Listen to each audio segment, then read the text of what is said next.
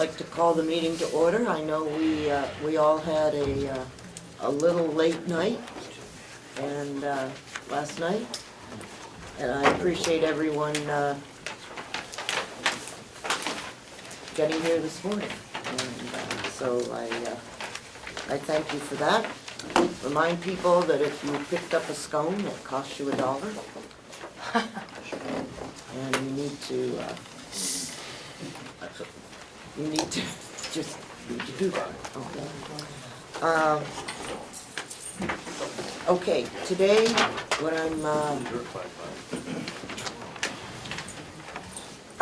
what my hope is that we will get through the budget so that we don't have to come back on the 27th.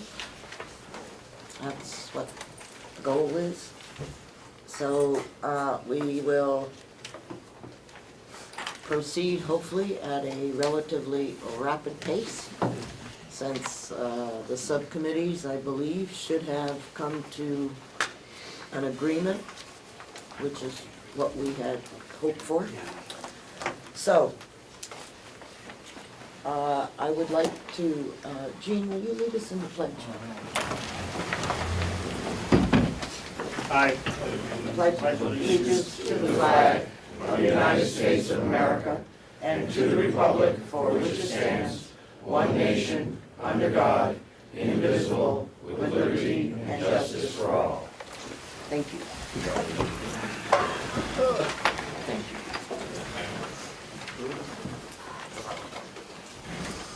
Okay, we might as well just start at the top with the commission. Wait, no, that's not right. We're going to start with the union contracts. Did you get something? Yes. Are we short? There are some at the end of the table. They're not.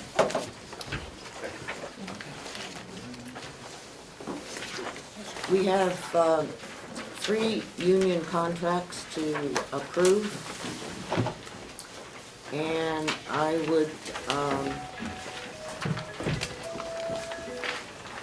will be happy to take a motion on the sheriff's contract if I could. Representative Parker? I move we approve the sheriff's contract as written. Okay. I recommend it, I should say. Okay, do I have a second? Second. Thank you. What was his motion? I said I move we recommend the sheriff's department's contract as given to us, proposed, recommended. Pick a word. Whatever word you want. Okay. As negotiated. As negotiated is good. Thank you for doing that, Tyser. Would you like to speak to that, please? Actually, young man, I don't. And it's not against the sheriff's department. We're still figuring out some last minute numbers on this, but from what Sheriff Riccardi has told us, it's, and what we've heard in subcommittee, it's been negotiated, it's been balanced out between the commissioners. And,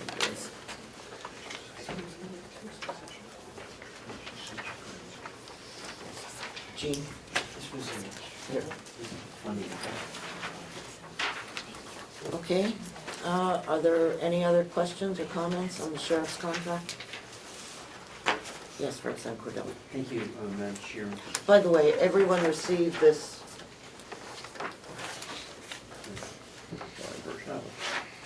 I was just wondering, I know in the past for some contracts, we received a very nice summary of all the changes, vacation, sick, wages, benefits, etc. Are the 3 summaries that we received for 3 contracts, the wages are the only changes in these contracts? According to the... We're talking about the sheriff's contract. Right. So you're asking, are the wages... Specifically for the sheriff's contract, correct? Thank you. Thank you. Are these the only changes in the contract?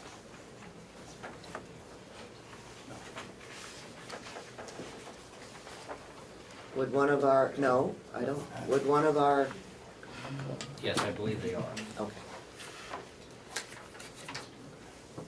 So there were only, no other changes. Is that correct? I'm not sure what he's looking at, if he's looking at that one page that was given to the subcommittee. That's correct. Okay. Yes, those list of 8 items are the only changes, includes wages. No, this is not the list that was given to the subcommittee, it's the list Okay. that was given here.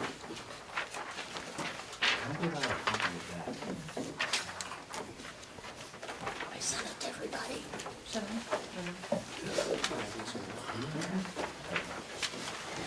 There was some language changes, other than what is on this, that you were given. But But basically, as far as dollar numbers, that's it. basically, this is, there were no other, you didn't get additional vacation time, you No. didn't get, No, because last year we stopped additional vacation after 10 years, so there was, Hello? yes, And so there were no additional changes to medical benefits, employee contributions, nothing like that. now it remains a 20-80 split. Thank you. Representative McCarthy. Thank you, Madam Chair. I have a note here from the chairman of the subcommittee, and it lists 9 different changes. And one of them would be the increase from annual course reimbursement or schooling would go from $750 to $1,000. Article 14 in the contract, wages effective April 2015, 16, and 17, everybody would get a 2% increase. Article 14,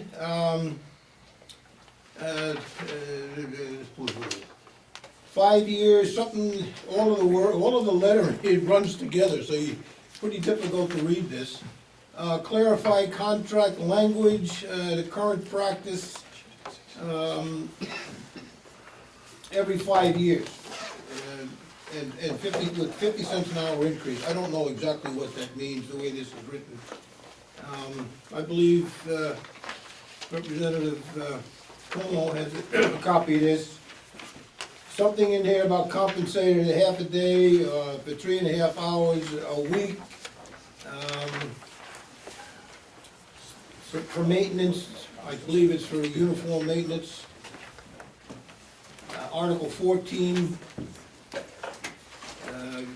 wage differential shift, an additional 75 cents an hour effective April 1st, 2015. I don't know if the sheriff can explain that one.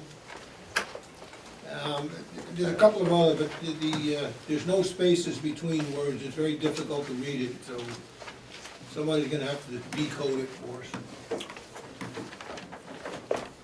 But those are the 14, nine changes actually, that are significant. The shift differential, which was the 75 cents, I believe.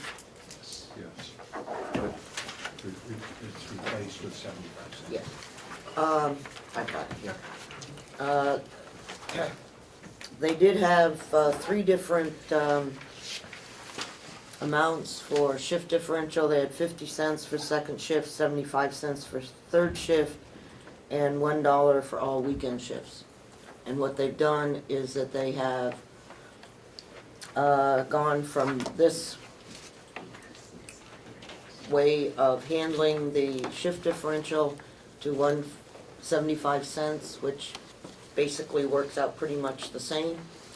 And the reason that they did that is that they found this to be an accounting nightmare. And so they agreed to have one shift differential of 75 cents.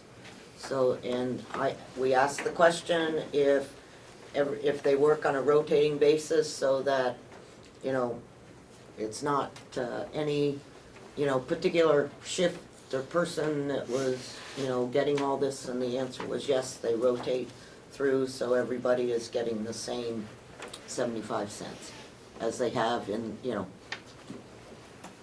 May I ask the sheriff a question? I don't know. I need your permission, don't I? Yeah, of course. But go ahead. I just wanna know, I understand that about the shift adjustment, that's fine, there's no problem with that. Do you have anything in the contract like the jailhouse does relative to additional monies per hour for working on holiday? No, that's covered by holiday sick pay. That's currently has been in the contract since the union's been here.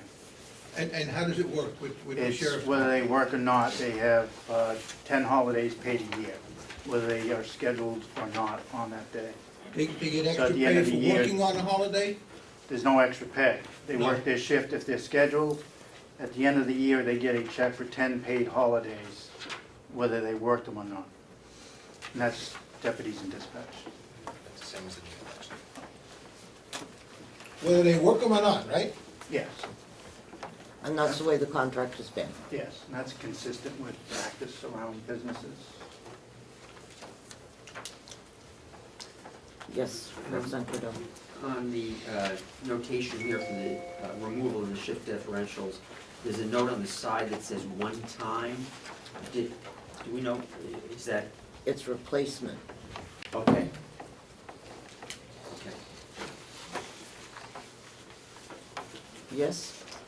If I could clarify Representative McCarthy's, where he said Article 14, that's the canine issue, canine handler, what he thought might be something to do with uniforms. That is the compensation agreement that the union and commissioner and sheriff have come to for compensation for the canine handler 7 days a week to feed and take care of the dog.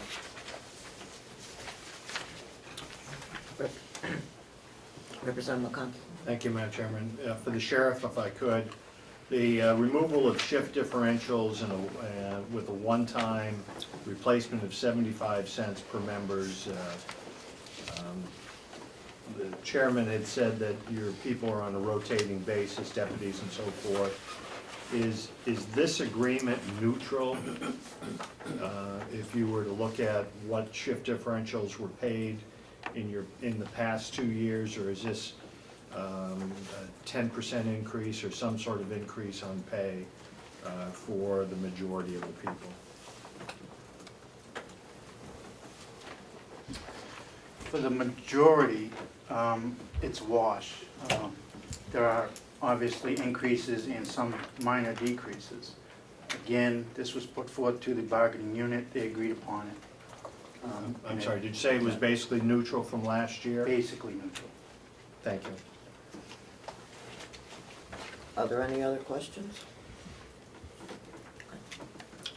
All those in favor of the sheriff's union contract?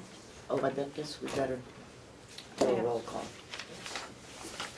Point of order. Do you want me to understand the process?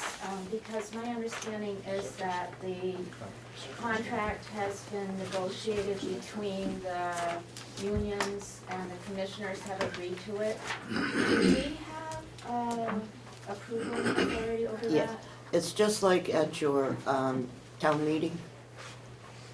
I don't know if you have any contracts at your town meeting or not for, well, I'm talking to representatives.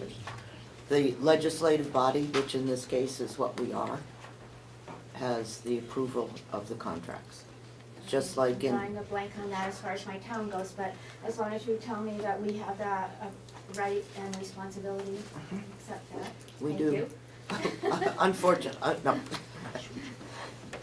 Okay, Yes or no? On this one. okay, Would you then- like me to call? yes, if you would. Uh, Representative Butler will be here in about 10 minutes. He called to say he was gonna be late, so, thank you. Representative Avalani? Yes. Representative Bucco? Yes. Representative Chandler? Yes. Representative Comeau, Yes. Representative Cordelli, Yes. Representative Crawford. Not She's here, not she's in here. Park, sorry. So we're minus 2 chairs, okay. Representative McCarthy, Yes. Representative McConkey votes yes. Representative Nelson, Yes. Representative Parker, Yes. Representative Schmidt, Yes. Representative Ticehurst, Yes, Representative Wright, Yes. Representative Umberger. Yes. Okay. 13 in the affirmative with 2 absent. Okay. The union contract for the sheriff's department has passed. It's a done deal. So the question is, where in the budget is this reflected? Is it in the subcommittee line? Okay, thank you. Yes, they added it in. All right. We will now take up the jail contract. Could I have a positive motion? I'll move the jail contract to approve. Okay, do I have a second? I'll second. Thank you. Would you like to tell us about the jail contract? Yeah, I will. Overall, we had an increase in the jail of $64,000 is what the cost of that will do. What this contract does, which I think is important, everyone needs to understand, is it changes the salary structure of the jail personnel.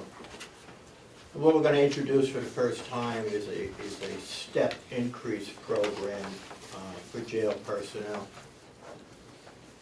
And this has been an ongoing problem for as long as I've chaired the jail subcommittee, and that is a turnover rate that's abysmal, frankly.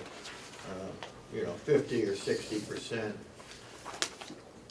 And I don't want to make a statement that the high turnover rate is solely attributable to the salary, which, by the way, is the lowest in New Hampshire. But the thinking is that this may provide an incentive to maybe attract people who will actually consider this a career. The salary steps are still modest. We're cautiously optimistic that this will result in the turnover rate decreasing an appreciable amount, whatever that is. I think anything is an improvement from 50% turnover. But frankly, there's cost to that, and I believe this contract will address it. I don't know what else I can say about it. I will talk about the revenue side of this budget when we get to it. But the increase in the union contract is more than funded by an increase in jail revenues, which is attributable again to our jail personnel going out and increasing the prisoner head count at a revenue increase for the county. Again, very good move on their part. Is that because we're arresting more people? No, that's because we're housing more miscreants from other counties. But Thank you very much. That's about it. I don't know what else to say about it. Representative McCarthy? Thank you, Madam Chair. I agree. I was on the subcommittee with Representative Schmidt, and I think he did a terrific job. I think the folks who work down there do a terrific job. And I agree that the increases are modest, and also the fact that because of the job that the superintendent is doing, we're gonna get a lot more income revenue, which will take into account most of the, or all of the increases. But there are two things that I just wanna get out so that people know what's going on.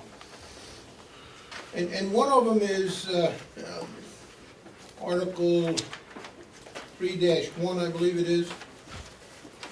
And it goes back to this question that I asked the sheriff. It deals with additional pay for working on holiday. And in this contract, what it says is that every single full-time employee during the first payday in December will get 84 hours of pay extra. That means if an average of $15 an hour, that's $2,520, one paycheck in December, in case they had to work on a holiday. You don't have to work on a holiday, but in case they did, you get an extra $1,260 on the first payday in December because they might have worked on a holiday. And the other problem I have with the contract is there's no real increase in the amount of pay in the contract.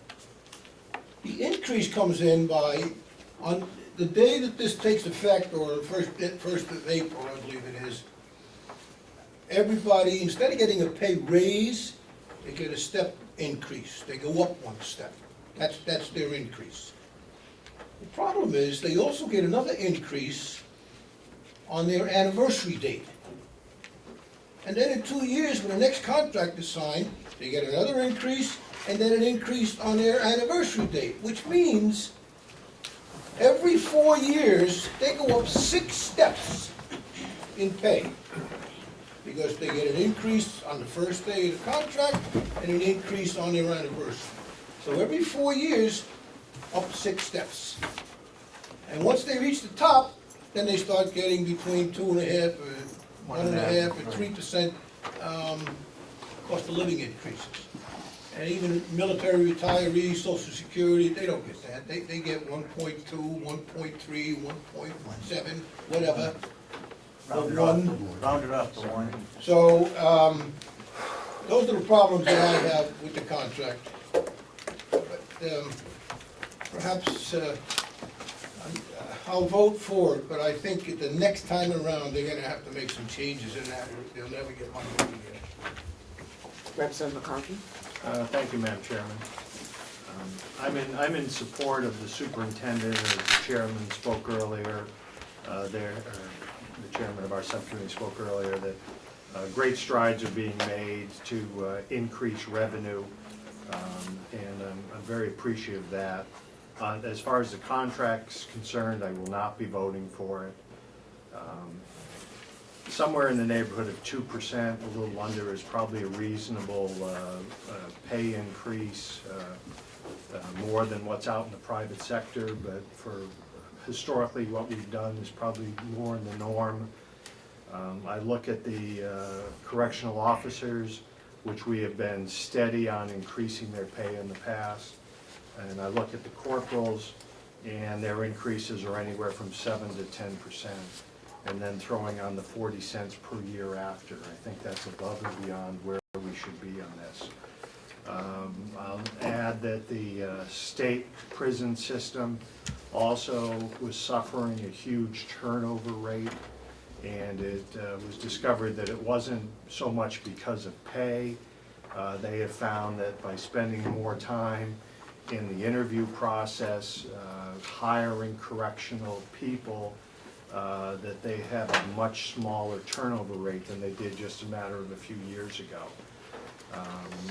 I have never served as an officer, but I know it's a difficult job, and sometimes people take a job and then find out that it was not well suited for them. So I will not support the union contract. Representative Cordelli? Thank you. I'd just like to get clarification possibly from the subcommittee chair about how the step increase methodology works, and is it multiple steps per year, or is it, I'm more familiar with a system where it'll be just on your anniversary date you get a step increase. Rather than me mislead you, you want to go through the step process so I don't miss anything on this. The way the contract will work, if the contract was passed right in the beginning, everybody, where they're at will be put onto the step increase program. They're no, currently right now, they're not on a step increase. Then after that is on their yearly anniversary date tied into their evaluations. So you're looking at the officers, instead of us starting at $13.25 as base salary, we're starting at, which is the lowest in the state, well, that'll be $15 an hour. So we're starting at $14.25. So I'm at $13.25 with $14.25, which won't be many of them by the time this contract rolls around. They will go inmates at $14.25 to $14.7, which would be a 45-cent increase. The next lower tier down will be a 28 cents increase. And the sergeants will be a 43-cent increase. And on their anniversary, they will go up. Also keep in mind, negotiating in this contract is a huge change to the health insurance, which is gonna cost them $1,000 out of pocket, up to $3,000 per family. So you're looking at a 45 cents increase, which is $1,000, but they're gonna pay up to $3,000 out of pocket. So they're going backwards if you want to pay, but first time they've been on a wage scale, both unions have, the union and the commissioners have agreed to it. It's fair, it's a good start for this county, and might help go to retaining some people. Yes, you may follow up. Thank you. Two things. I think I heard you say that a step increase was dependent upon their evaluation. So am I correct, if they do not have a positive evaluation, they would not get their step increase? Correct. Okay. And secondly, just back to my original point on these summaries that were given for these contracts, it would be nice to have you know, all the changes, like you were just talking about with the medical coverage. You know, it would be, make it a lot easier for me personally, I'll just put it in personal tense, that have really a complete summary of what's going on with the contract and the changes. We had discussed the medical changes at The last meeting? at least the last meeting, if not the one before. I was not sure. But those were discussed, and that was, And Madam Chair, okay, one more thing.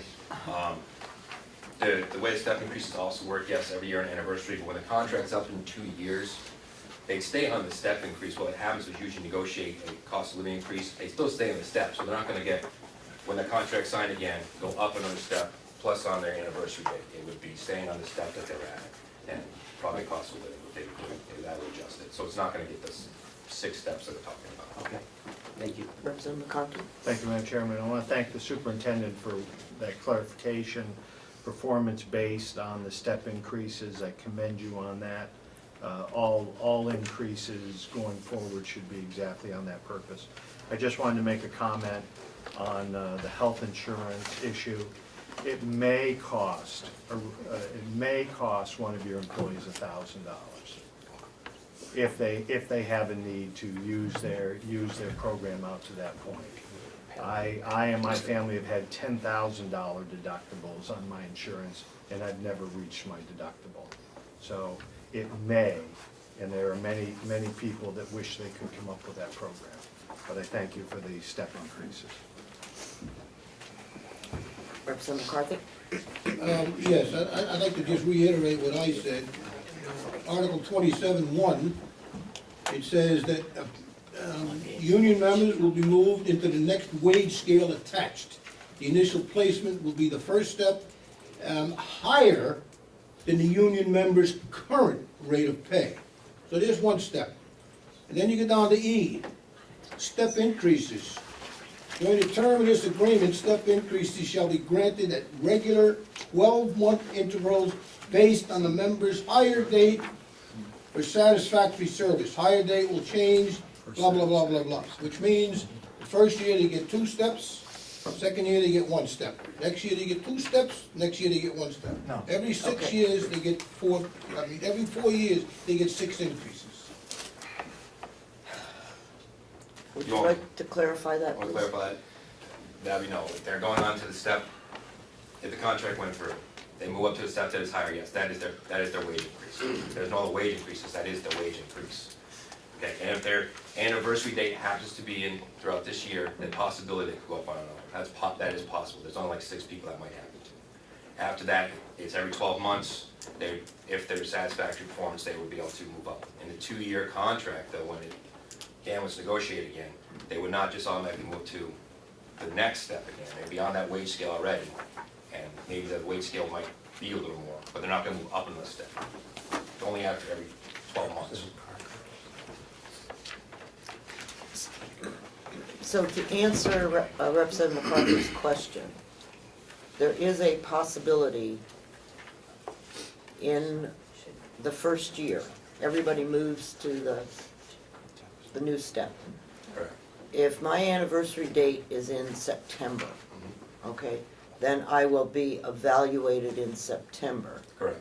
which would give me the opportunity to move up. Correct. Okay. Because this is the first time for the county doing a wage scale, which every county besides us is doing a wage scale. So in the first year, there's a possibility of 2 steps. For a small group, yes. Okay, and then in the second year, there would only be the option for 1. Correct. So this maximum is 3.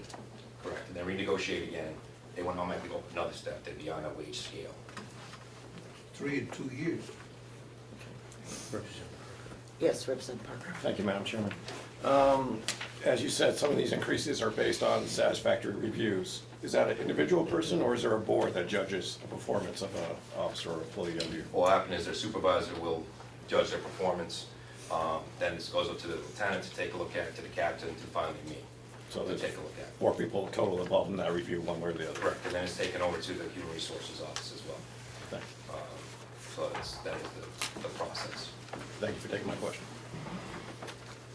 Are there further questions? Yes, Representative Lena? Thank you, Madam Chairman. The estimated revenues for the $64,000 line, if those numbers aren't hit, what could we be looking at for overage on the contract?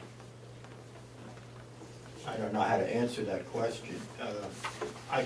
I'll talk to the revenue side now. If you look on the, you got your revenue sheet now, if you go to the jail, you're gonna see line 31 is the borders. And right at the moment, that revenue to the end of this year is predicted at $62,964. And that's based on three prisoners per week, which is extremely conservative. The idea here of what we didn't want to do was to inflate this line based on what we think is going to happen. It is literally almost a guarantee that we will at a minimum have 3 additional prisoners per week ongoing, which will generate that amount of money. There's a great chance there'll be more, and there's an equal chance that we will also be bringing in federal prisoners at an even higher rate. So this line, I think, could conceivably go much higher. But for purposes of this budget exercise, I can tell you, or almost guarantee to you, that this will be met based on a 3 prisoner per week stay average. We've already per quarter. made $20,000, we already had $20,000 revenue there. We're guaranteed $16,800 on the phone. The savings on the insurance, it went down $33,000 on my budget. So all I have to do is make it $30,000 to take care of what the cost of the contract is. So $10,000 more, and I've already made with the contract process, which will be either next month or month afterwards. And from there moving forward, it's only above and beyond of what the contract costs for the pay increases. I hope that answers your question. I just want you to know how conservative we were in building the revenue line. It's very conservative. So there's a chance that we could, I don't like to say make money, but there's a chance that we could offset these costs with add additional revenue? The additional revenue, right, the 62,000 alone will basically offset the contract. And the $33,000 in insurance savings. And then a possibility, and again, I only use the word possibility because I believe this is very conservative, of additional federal prisoners and some additional out of county borders could result in a significant increase on that line. I don't think you're gonna see it go down.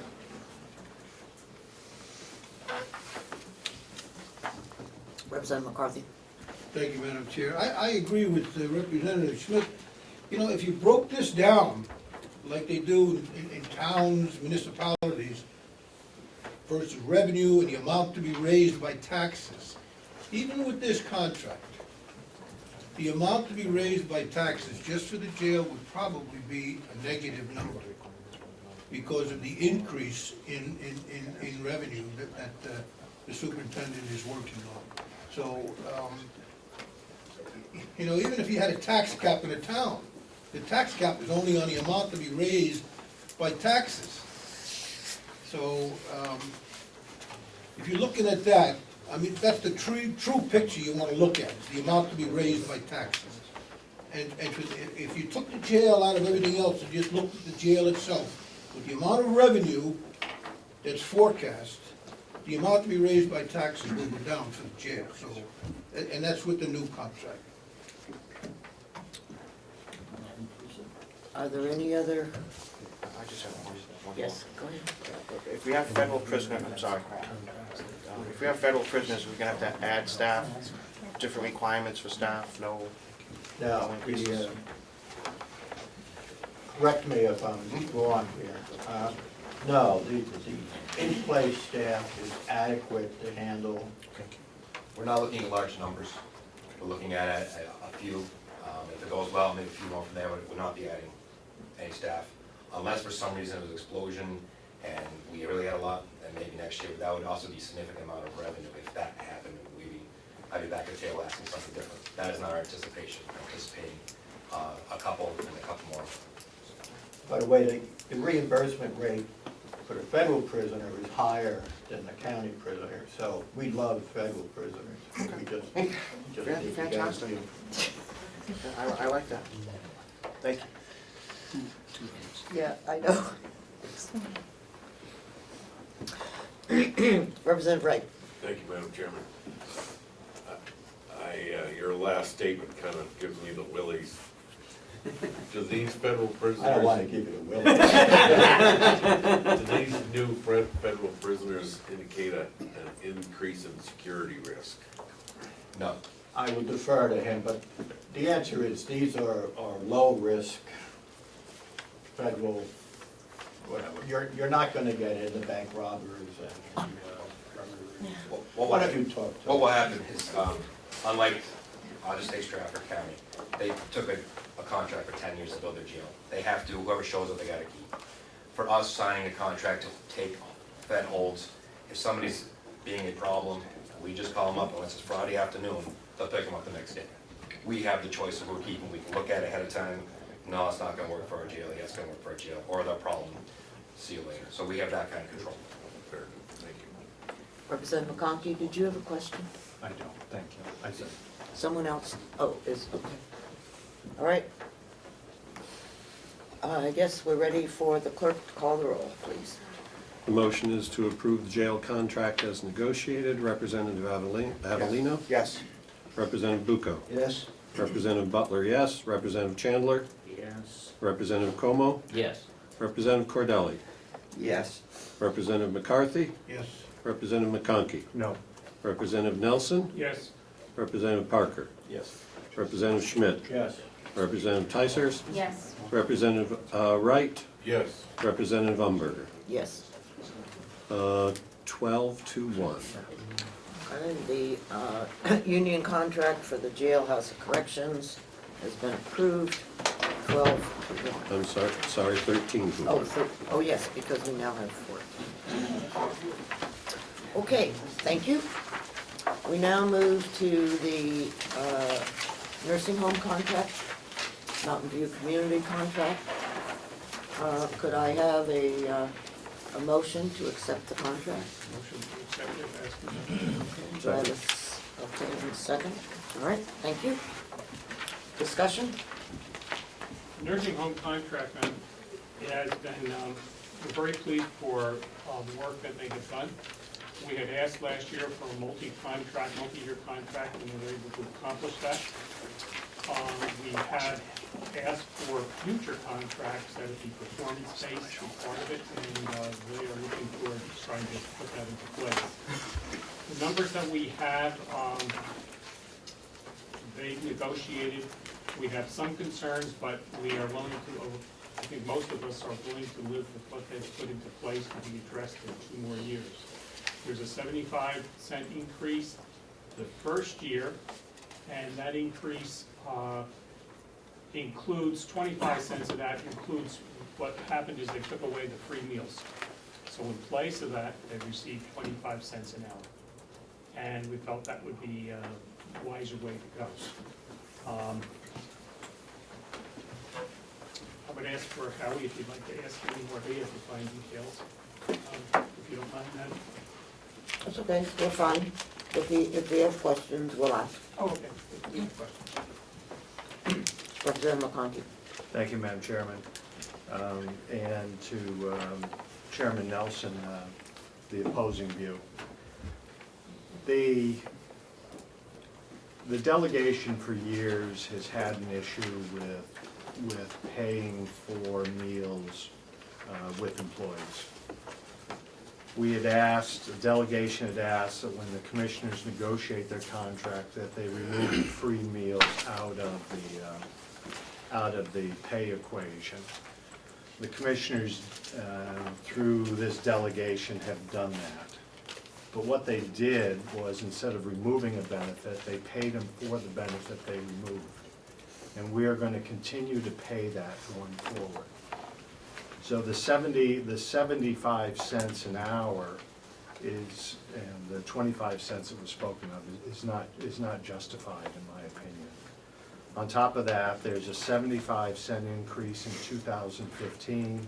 There's a 75-cent increase in 2016. Now, in the case of the sheriff's union contract, there was a 75-cent number in there, but that was on differential between people working, whether it be an afternoon shift, an evening shift, or a weekend shift. I agree with that methodology, that it basically was neutral in that position. In this case, we gave away more than we should have. In the past, our subcommittee has talked about attracting LNAs and keeping LNAs. And we had worked on step increases for them in past contracts, and that's showing in here. But in the case of the LPNs, the housekeeping dietary activities, they're also receiving a 50-cent increase, a 75-cent increase, and then another 75 cents next year. I applaud Chandler for the work he's done. The methodology in this contract, in my opinion, is entirely incorrect, and I will not vote for this contract. Question? Representative Chandler? Yeah, the subcommittee chairman. Correct me if I'm wrong, but it's, you mentioned you gave them 25 cents an hour to cover the cost of the meals. So that's 2015, but yet you carry the 75 cents an hour into 2016. So they're getting paid twice for their meals. I mean, I don't, they've already got the 75 cents an hour, which covers 25 cents of it, so that, they'll have that when they move forward to 2016. Now they're getting another 75 cents an hour, is 25 cents of that, an additional 25 cents of that for more meals? It looks like it's doubling up on the meal part, forget the rest of it. Madam Chairman. Commissioner Sarnes? Could I clarify part of that? Sure. On number 4, if you get that particular paper where we starting wages are going up, there are very few people that will be getting an increase there. Most of those people are above that. It's the new hires that come in, which start at, in the case of the LPNs, would start at $17. So there's no real increases there. There may be a handful or less than that that would have to get bumped up to the starting increase.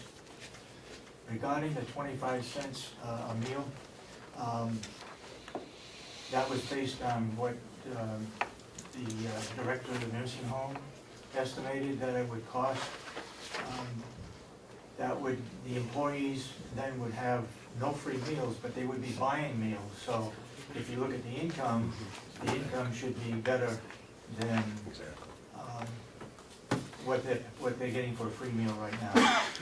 If I may. Yes, you may follow I'm up. trying to separate the two things. So if we weren't gonna pay for the meals, they'd be getting 50 cents an hour in 2015. I understand. We paid for the meals of 25 cents, but then that's carried over into 2060. If nothing else, just the apples to apples, the 2016 rate should be 50 cents an hour. And that would equate to exactly the same increase as 2015. That's why this is I see, yeah. a double whammy, I guess you'd say. Representative Butler? Thank you, Madam Chair. If I could ask the administrator relative to comparative salaries in nursing homes around the state relative to starting pay and how these raises compare to rates in other nursing homes. If you could help to clarify that, please. Right now, we rank in the lower quadrant. It's hard to compare somewhere. We're at the very bottom when it comes to starting wages. For those, the long-term employees, they get up into the mid-range. But we still have some, and this is relative to other county homes. And county homes in general are falling behind the private sector. So some of our people who have been here 20 years are paid competitively, but most of our people have been here less than 20 years. So this is an effort to keep us competitive, to reduce turnover, and especially to make us attractive to experienced new people who are the most likely ones to stay. And Representative Chandler? in addition, I will point out, and I don't have any statistics on this, but I suspect that when you compare the benefits that we provide to these employees are far superior to what most private nursing homes have.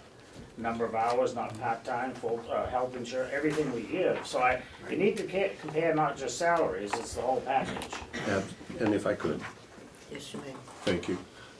And now we need to look at the healthcare policy that is being proposed with this new set of contracts. And we're asking our employees to take on the burden of a deductible in a way that they have not done before, which is also something to offset where they are going with their salaries.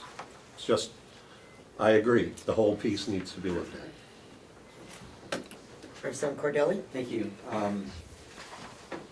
I guess my philosophical issue would be that if in a contract negotiation, management tries to accomplish X, they don't have to compensate that employee for that gain in the contract negotiations. So, we do not have to offset a benefit gain made by management in a contract negotiations. And I think that that's, if we're going down that road that we have to compensate an employee for a benefit that management makes, we're headed down a dangerous path, in future contract negotiations.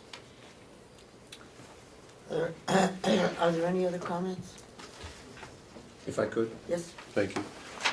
Is there a way to look at the offsets, how much the raises are going to cost? And I understand that there are significant savings in the new healthcare policy negotiations. Can someone speak to that? I don't know that figure.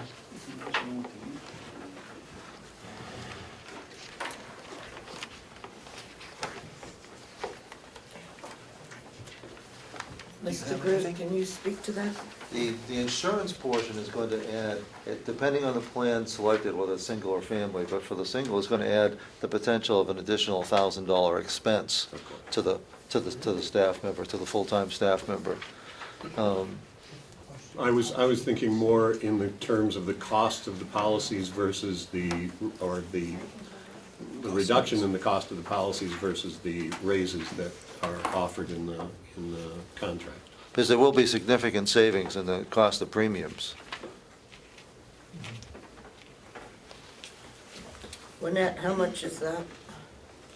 For the nursing home, No. The difference in the savings for the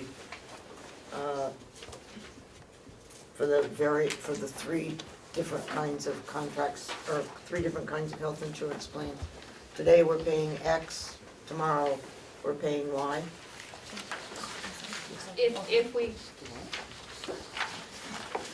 if we go with the plan that is proposed in the contracts, the single person cost will be $833 for the single plan, compared to, it has been this past year, $937. So that's a 40, 80? is it about 80? It's $100. $100 reduction and monthly for the employee, and How much? and the savings for the county. And the employee pays and we did not change the split, the 80-20 split, because of the extremely increased deduction amount for the employees. That would have been quite the impact to their pay. Okay. Representative Lena?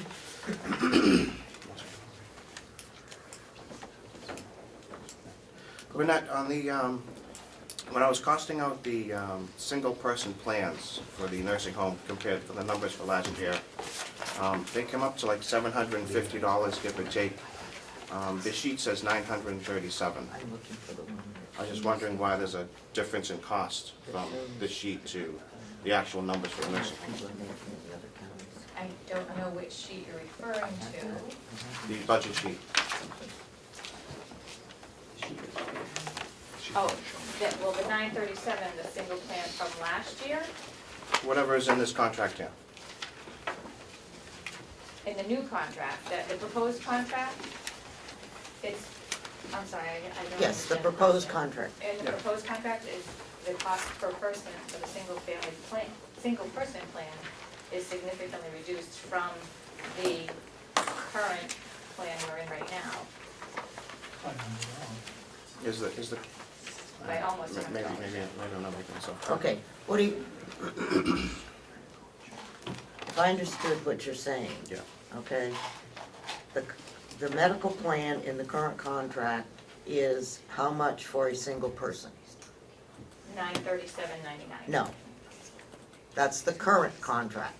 That's what you asked. That's what you just said. Oh, I thought I asked for the union contract. And that's the union contract also. Yes. Everyone has the same contract.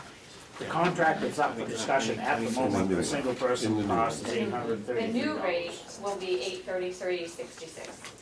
So 100. Okay. So, do you still have a question? I do. The numbers that I have for the nursing home budget for the entire plans that they have, that we were given, don't match the per month costs that you have here. They come in around $750. The cost to the county is $634 if you take out their deductible. Because of the 80. We have the single, two-person family. I'm just talking about the single plan. I don't want to confuse the issue right now. Because the cost of the county would be the 80% amount Mhm. of the plan. Which is a $634. If you add in the 20%, it's roughly $750. And the numbers here say $937. I'm using the numbers for 2014 that we were given. I'm trying not to.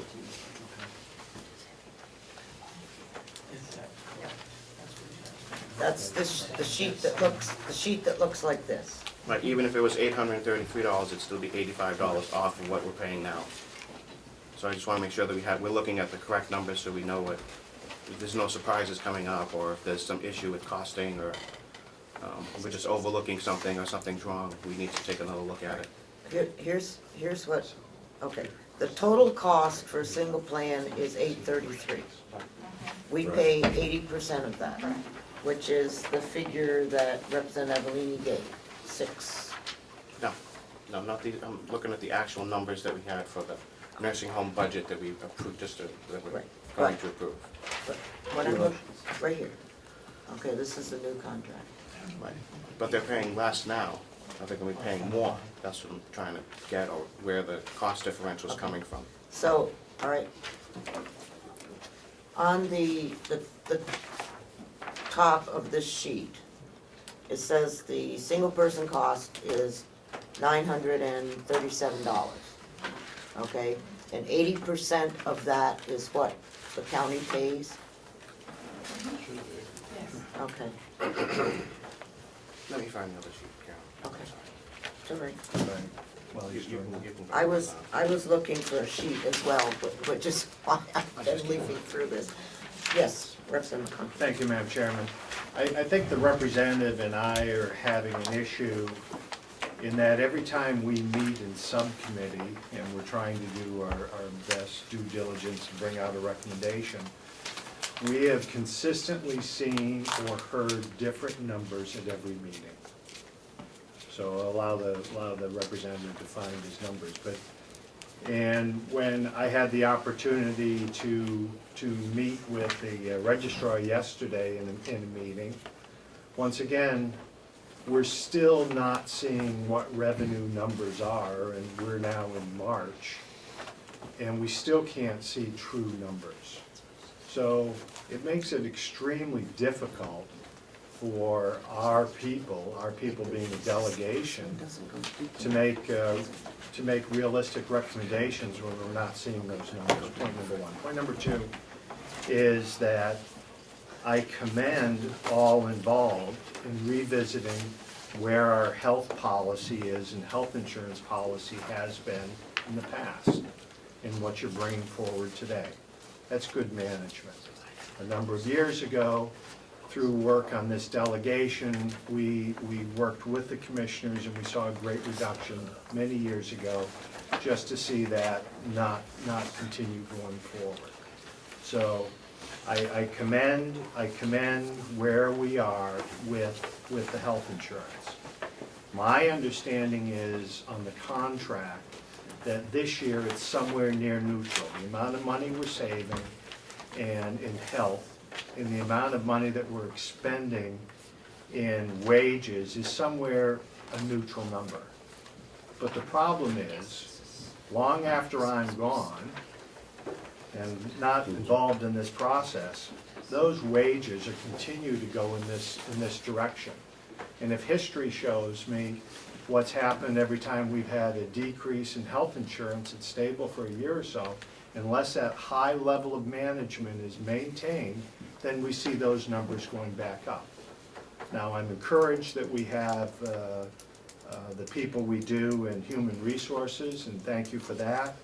But my reason for stopping this process now, even though it might be somewhat neutral, is that we found a little way to control our health costs, but we are in no way managing our cost as for what it's costing us for employees. Not looking for an answer, it was a statement. Are there any other, did you find your numbers? I did. Okay. I don't think I'm gonna have them, so I don't think fuss about this. Speak up. I got it. Oh, let's see. Nicely, sorry. Okay. Representative Cordelli. Thank you, Madam Chair. Looking at, on this sheet, Table 1, which I believe is the current, versus Table 3, if I'm looking at the bottom line totals, the annual totals, it looks like the amount paid by the county is going down about $270,000. But the amount paid by employees is going down by roughly $80,000. So if you're looking at 2 and 3 or 1 and 3? tables 1 and 3. I'm just trying to figure, is that a similar 80-20 split?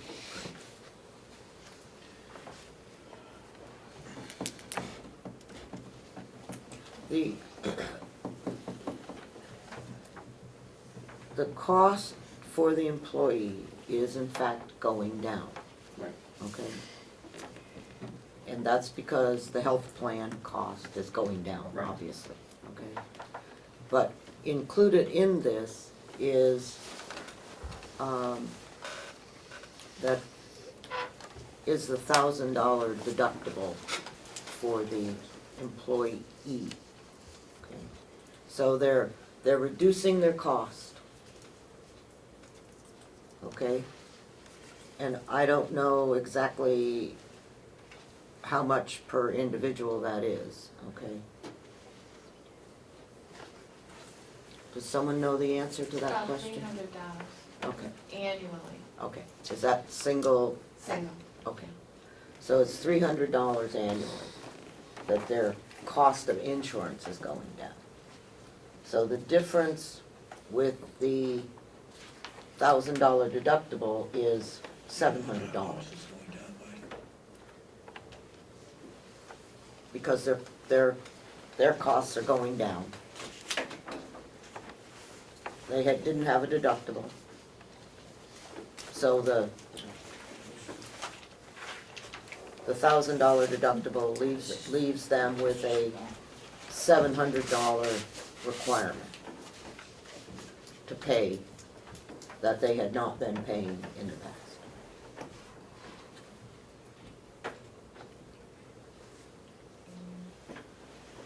Not the $1,000 that we have been talking about. Representative Nelson. Thank you. I have a question, if you don't mind. Are we paying anything towards the deductible or matching it or anything like that? Yes. Are we paying anything towards the We've deductible? increased the deductible, but are we paying, Right, we paid the second thousand. do we pay the second thousand? Is that figured in here? We pay the 7,000, right. And we've done that over the probably 3 years or so, that we instituted that we would pick up the $1,000 to save money. Now we've added another 1,000 that the employee picks up. They pick it up first, and we pick it up second. Representative McConkey.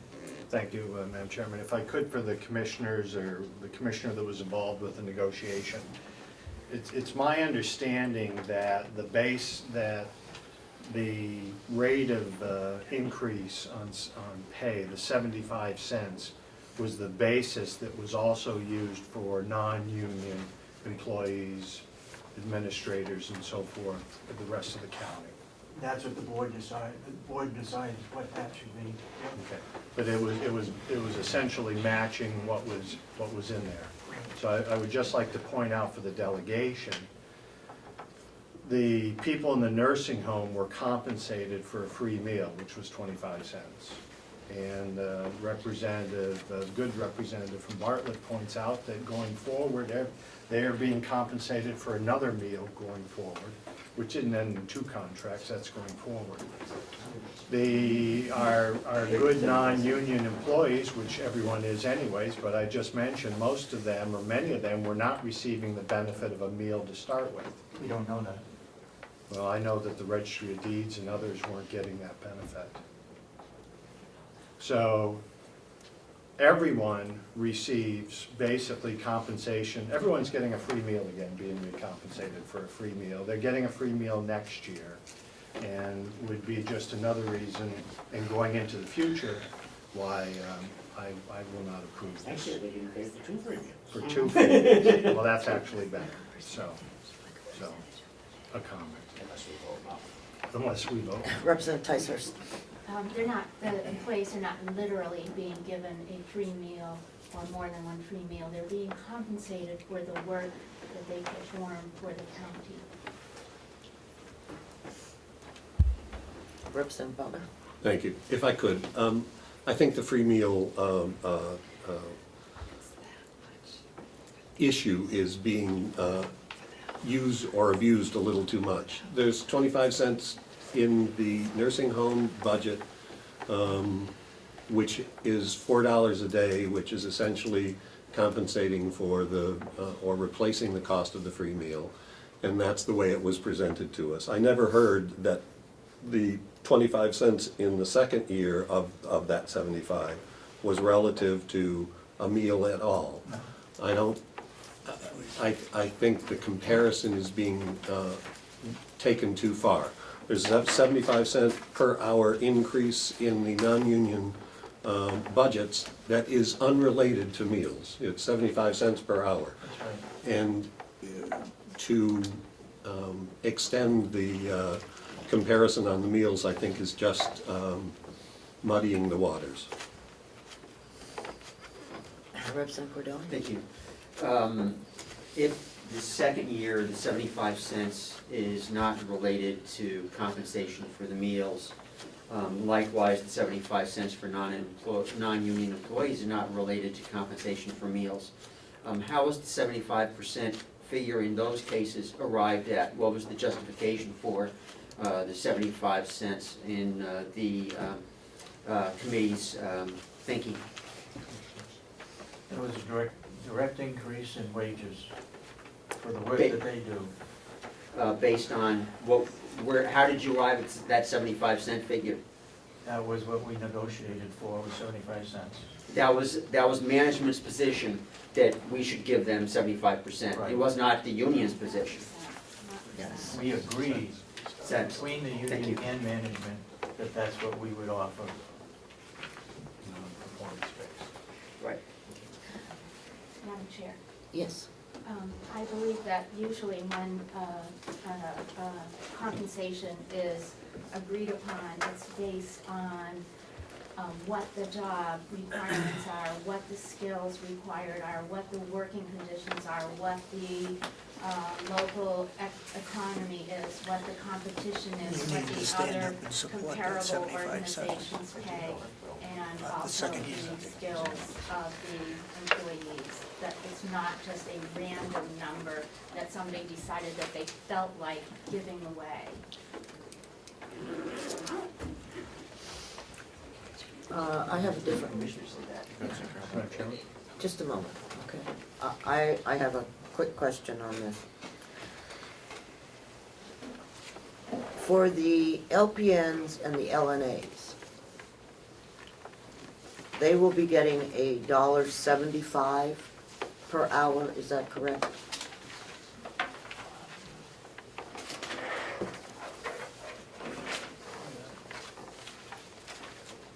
Say that again, Madam Chair. LPNs and LNAs will be getting $1.75 per hour raise, is that correct? That's correct. Thank you. Representative, This is starting now.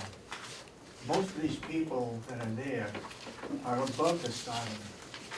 So they're not gonna get that plus an additional 75 cents. They're gonna get 75 cents. Okay? This is starting. that's fine. I just, We're kind of confusing this. okay. This is the adjustment that we're giving them, but most of them are above that already. Full-time employees, Full-time employee. okay. And what are you doing for the part-time employees? Go ahead. The part-time is anyone under 20 hours is not part of the collective bargaining agreement. I asked, what are you paying them?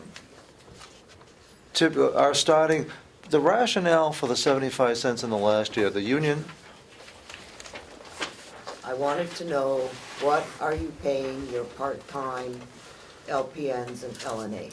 LNA's 10.50 to start. Okay, And LPNs, not all of whom are part of the collective bargaining, would be at Part-time. about 17.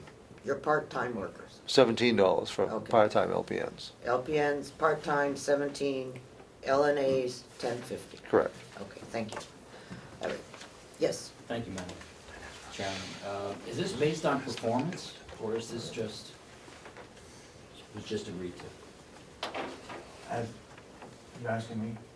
Whoever has the answer. As the chairman of the subcommittee stated, we'll be looking at that, the next contract, based on performance. everybody has a job description, everybody gets evaluated. What we've gotta do is figure out on the evaluation, where do we give an increase and where do we don't, on a point scale. Thank you. Thank you. Did you have a question? No. Did I see someone's hand over here? Representative Ticehurst, did you? No, I don't have my hand raised, thank you. Okay, I thought you did. Hi. Okay. I had to collect my thoughts. Oh. Thank you. I'd just like to state, as being a delegation member, the thoughts, the clear thought process of the commissioners in the past and in today, I don't think have been overly communicated well. I appreciate the Representative Ticehurst for telling me what she believes they believe. And I'm sure you were speaking as an individual and not a delegation member when you made that statement. Let's, Representative McConkey. Thank you, Madam And Chair. McConkey. Starts with an MC. I'd just like to go back in history a little bit. When was the first nursing home built? Was it 64 or 54? Somewhere along in there? The first nursing home? Yeah, the first one. Gene, you'll have to help me. Yeah. You and I are the oldest ones here, I believe, as far as being on a. Are you talking about age, are you talking age or length of service? The reason I asked the question is because during my first tour, I did a study. And you know, for as long as the nursing home has been in existence, it's never shown a profit. And it's cost the county taxpayers over the life expect of the nursing home $100 million or more. And, you know, the state has a budget, and the way they do it, and our chairman knows better than anybody probably, they take in what they're gonna have for revenue, and then they make their budget. It's different here in the county. We don't have a law that says we have to have a balanced budget, because everybody in the county has big pockets. So, you know, it's just, maybe we should think more about the taxpayer, you know, and maybe try to get it so that whatever we have to do, so that the nursing home is, if nothing else, at least neutral, and not costing the taxpayers $2,000 to $3,000, $4,000, $1 million every year. Thank you. Anyway, that's all. Representative Ticehurst? Thank you, Madam Chair. I was stating some of the factors that go into the decisions about how a salary level is set. This was not a personal belief, and I feel that the personal attack should stop. I'm not.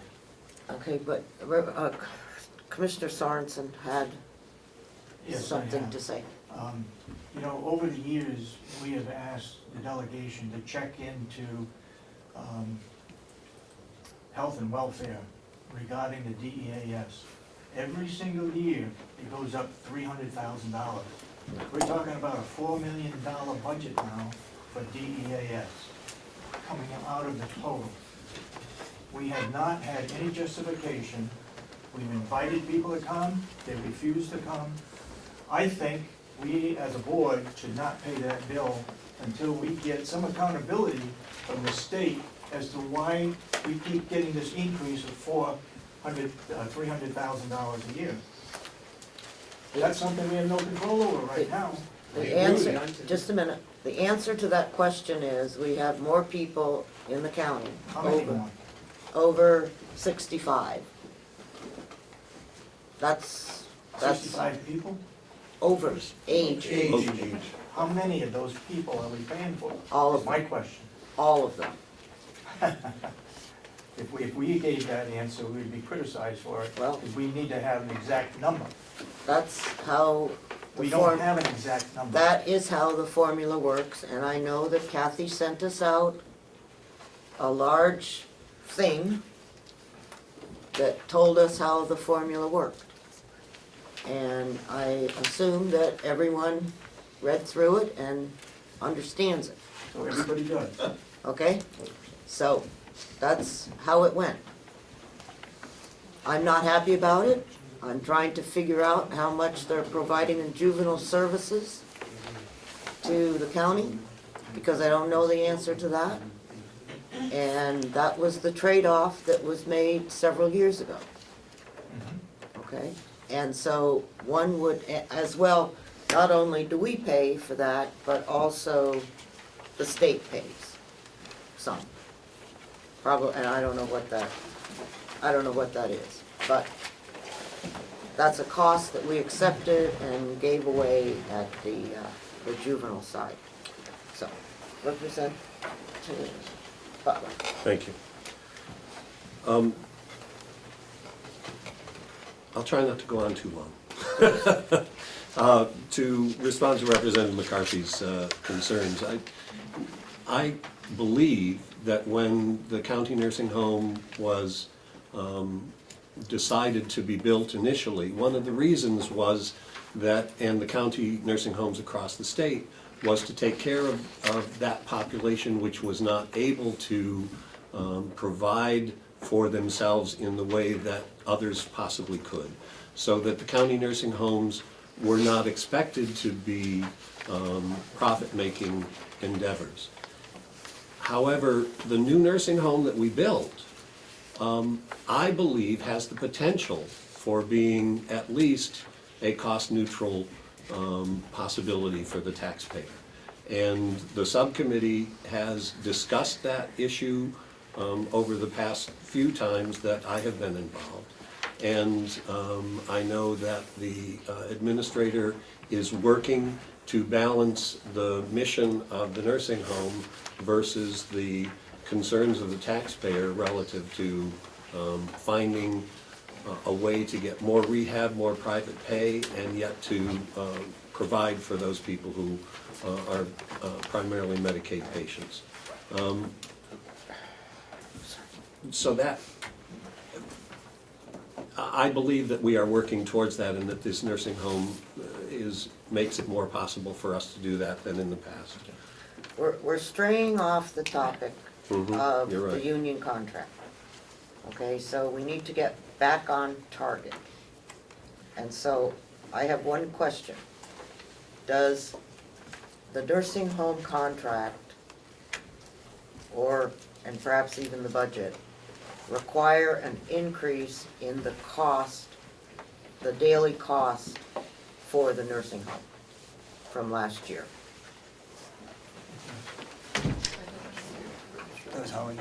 We have increased the private pay rates. The commissioners approved an increase in those rates. So we are increasing the revenues that we can control, which is not Medicare or Medicaid, but private, has gone up. So how much did that go up? I think projected increase there is somewhere on the order of $80,000. How much did it go up per day? Per day, per individual. $5 a day. Thank you. And that was attributable to, Needing more money. The commissioners asked for a market rate assessment, so we surveyed all other comparable facilities, and with a goal of that we should price ourselves comparable to what the market is, and that allowed for a relatively speaking significant increase. That's $300 a month for private pay residents. and how much is it per day now? It is $300 a day for private pay.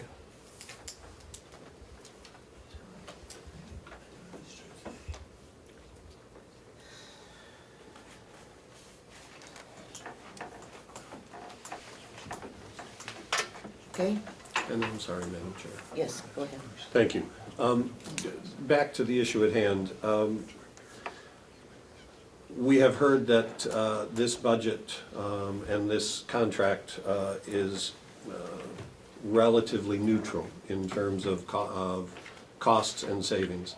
And we have heard that the commissioners are aware that step increases are something that are important to this delegation and important to move ahead with. And The chair of the subcommittee has said that that will be something that we will see in the next contract.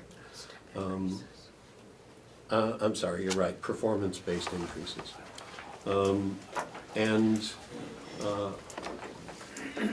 if we do not approve this contract, the impact in terms of lack of savings because of the healthcare policy, and the need to go back to the drawing board with the unions could be significant. The cost in lawyers, I understand, are in the tens of thousands of dollars at least. And we don't know how long this negotiation will take. We don't know how long there will be no raises for staff who are expecting them. And I believe that this contract was negotiated in good faith. And I hope that the delegation will be able, in the majority, to approve the contract. Representative Thank you, Chandler? thank you. I still have the concern that we were told about whether it is for meals. We were directly told that 25 cents of that was reimbursement for meals, and that same increase. My other concern is the cost of living increase last year, I believe, was 1.7%. Throughout this county, I've noticed towns, mostly, I can't say for all towns, offering employees 2-3% rate increases. I just don't see how we can justify these types of increases and then go back and say, well, the town employees, sorry, the nursing home folks, because I don't have the pay rates there, all of them, but certainly it's more than 2% of an increase. And if this should get turned down, I certainly would suggest getting new attorneys to negotiate it, because in my opinion, they didn't do a very good job negotiating for the taxpayer. Thank you. Representative Cordella? Thank you, Madam Chair. Just an idea, I don't know if the chair would go along with this, but I've heard some good ideas coming from subcommittee chairmen in relation to these contracts. And I think it might be a benefit, rather than having this on the back end, maybe the subcommittees could get together with the people negotiating. This is off the topic. Okay. Okay? Thank you, I'm sorry to I interrupt, understand. but I know people are gonna get antsy about noon, and, How about 10:30? yeah. Yeah. Representative McCarthy, strictly on what the This contract. is strictly on the contract, Good. Madam Chair. We continuously hear these stories of gloom and doom. If we don't approve a contract, it's gonna cost us $50,000, $100,000 to renegotiate. I say, let's find out. Okay? Commissioner Summers. Clarify what he just said. For 2014, for the union negotiations for the nursing home alone, cost our attorney, we had to pay our attorney $17,559. Thank you. Representative McConkey. I don't think they were represented. Thank you, Madam Chairman. We are being told going into the future, we are going to have performance-based. We have discussed many times, I have discussed many times, maybe it's a bad idea, but new hires coming in, that we would try and control our costs of when we switch from a single person health insurance to a two-person to a family, that it would be great for budgets going forward if there was a policy that talked about first-time hires. That would not affect the good people that are working for us, that have been employed here for many years. Again, that's an unwillingness to look at an item, and it, as best of my knowledge, wasn't negotiated this time, wasn't part of the discussion. We're hoping that things have changed. We're hoping that in the future, we're going to negotiate better to save the townspeople and the taxpayers money. Towns have worked very hard this year, in my understanding, to be level 2% or under where their budgets were. we're still going up by greater percentages. We may have a cost, we will have a cost to renegotiate this contract. But this contract is the basis for all of our other employees, all of our supervisors, with the exception of the sheriff's department and the other contract negotiated. So this is the big contract. If we don't say no now, when are we going to? What are you going to say to the people that elected you? And many of you ran on the position of no new taxes.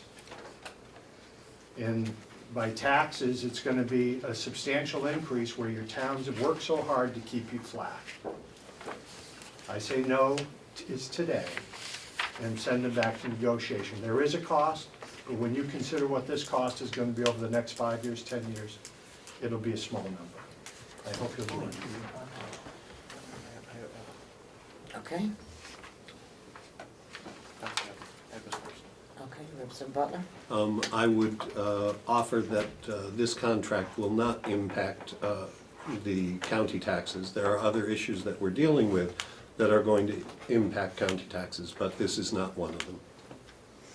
Representative Avellini? Going back to the attorney's fees, $17,000, how many hours were we billed? Just a minute. That has nothing to do with the contract. We spent that money. Okay? That comment was a result of if this isn't. Okay. Are we ready? Mr. DeGroot? If I may, and if I may reiterate what Representative Butler had said, is that this contract was negotiated in good faith. It went back and forth and back and forth. We did what was best for both the county as well as for the employees to get us to some comparable rates with our private sector out there who are offering $1,000, $2,000 bonus sign-ons. And the turnover rate, I know we've focused on the jail turnover rate, but the turnover rate at the nursing home has been incredible. Every day, I'm hiring, and Howie, you can substantiate this. Every day, we get a call, can you hire this person, can you hire this person? And it is continual.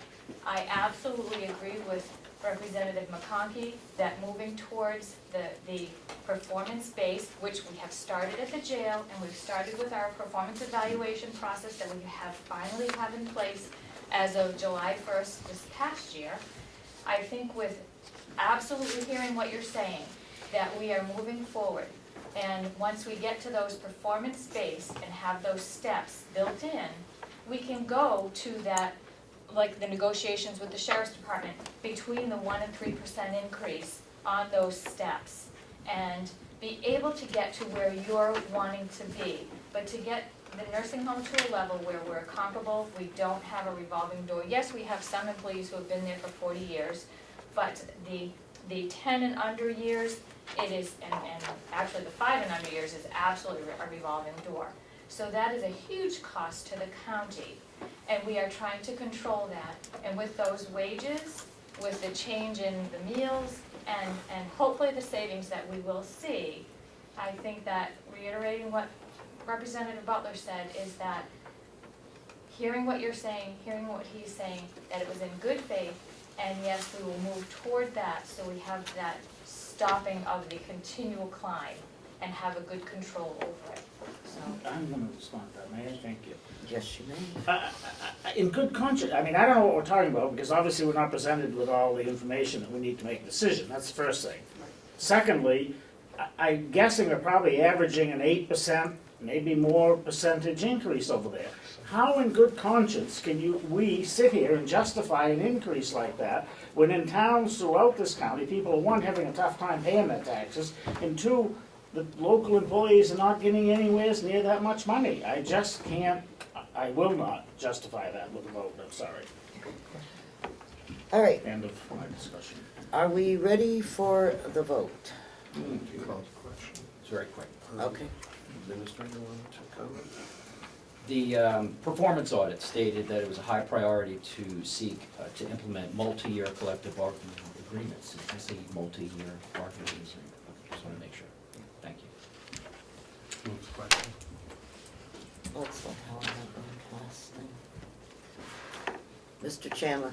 Just like to point out that the subcommittee has been very diligent in their work, and the budget they're proposing to you is only 1% more than last year. So despite increases on the staffing end, other cuts have been made to give you a total package that really does protect the best interests of the taxpayers. Thank you. Okay. Are we ready for the question? Will you please? I will indeed. Do it. The motion is to approve the nursing home contract as negotiated. Representative Avellino. No. Representative Bucco. Yes. Representative Butler, yes. Representative Chandler. No. Representative Comeau. No. Representative Cordelli. No. Representative McCarthy. No. Representative McConkey. No. Representative Nelson. Yes. Representative Parker. No. Representative Schmidt. Yes. Representative Ticehurst. Yes. Representative Wright. No. Representative Umberger. Yes. The motion fails 8-6. Thank you. Yep. Okay. So we will now move to the budget.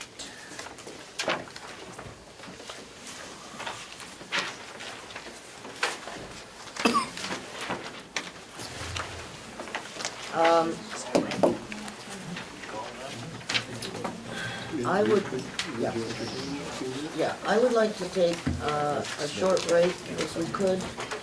And the first thing we need to discuss is that since we turned down the union contract and the 75-cent hour raise, our non-union workers are getting that same raise. And we need to, are getting the 75 cents. And, and we need to make a general, More than happy to. okay, thing, because the subcommittee budget, as I understand it, contains the 75 cents an hour raise, okay? So if we are not going to go with the 75 cents for the non-union people, then we need to come up with a figure for the non-union people. Would you like a motion or a couple? I'd like a motion when we come back, Okay. okay? 5 minutes.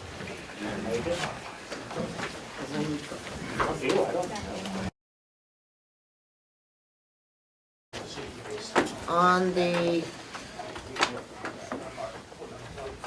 salary increase for the non-union personnel. Everywhere? Or just at the town? Nursing home only, or? Across the board. Non-union in the budget is at 75 cents. Okay? All non-union employees, supervisors, to whatever. That's what's in the budget. We turned down the 75 cents an hour in the nursing home, which was used as a guide for when they set the non-union wages. The wages for the non-union are set each year prior to the budget. I mean, during the budget preparation. Last year's non-union raise was 40 cents. Okay? And that was what we did. So, I'm looking for a motion on non-union wages. Representative Cordelli. Thank you, Madam Chairman. I would move that we not approve the... No. No? No.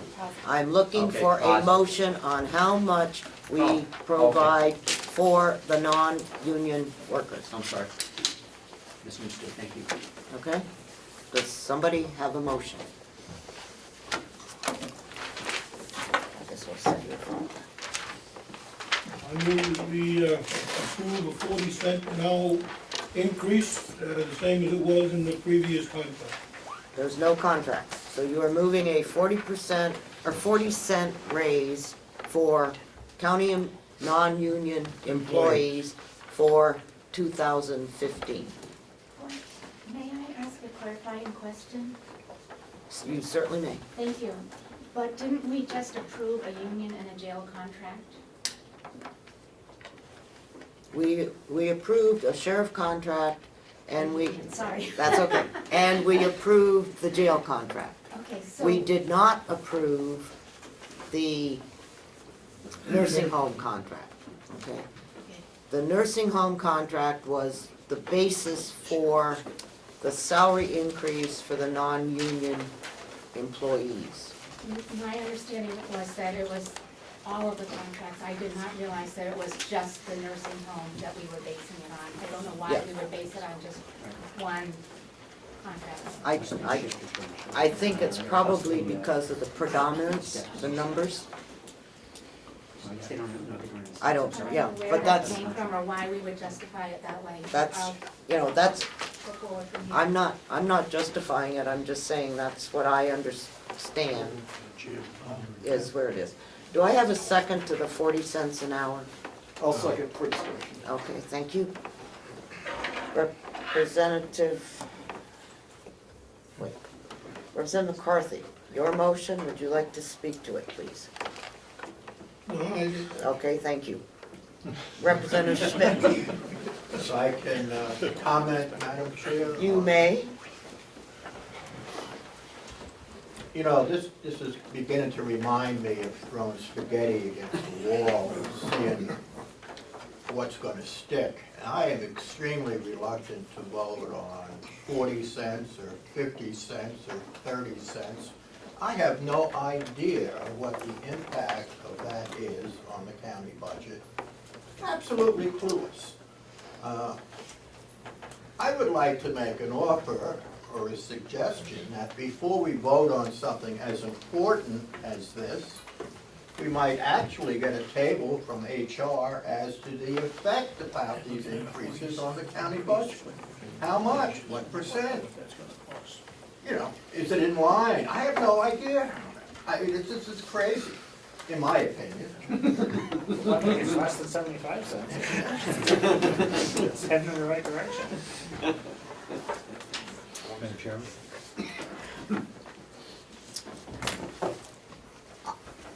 All I can say is don't look at me. Representative McCarthy. Thank you, Madam Chairman. I would agree with the good representative's comment. Would it be possible to delay action on this for 1 week's time so that a subcommittee could meet with Human Resources and thrash out some of these things and come back with a recommendation in 1 week's time? We can do that. It would require Representative McCarthy to withdraw his motion at this point. I would, but I'd like to speak on it. You had your chance. Pardon? I don't know, it seems odd. I think we needed to lighten this up just a second, okay? Yes, go ahead. I just think that it seems odd to want to have all of the figures on a 40-cent increase after just approving a 75-cent increase. No, we didn't approve a 75-cent increase. We did. disapproved. So, Representative McConkey is suggesting that we table, I think is the right term, Representative McCarthy, Representative McCarthy's motion. And do I have a second for a table? Second. Okay. Now, you can do a PI, how's that? Well, I would. I understand. Yeah. Madam Chair. If I believe that we might be acting too quickly on a number, a moving target that we're not aware of right now, and if I know that our employees deserve more time on this than just a rash decision, if I know that we would like to consult with HHR for that purpose, would you join me in voting to table with yes? Okay, and then we have an opposite, whatever word happens. Second? Do you have a second? They do, Representative Cordelli seconded. If I know, would I know? No. That indeed we need to have some more discussion on this.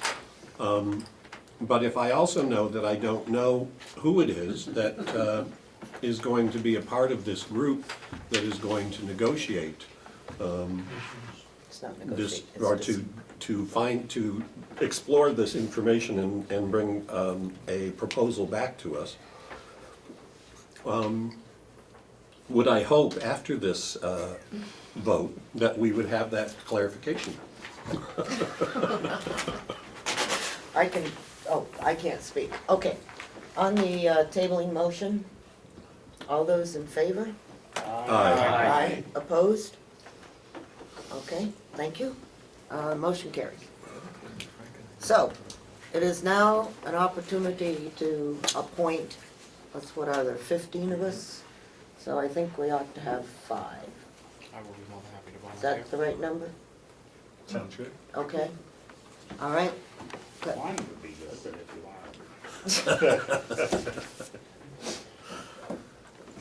So, I assume, Representative McConkey, you would like to be on the committee? Thank you, Madam Chair. Okay. I assume, Representative Butler, you would like to be on the committee? I would. Okay, thank you.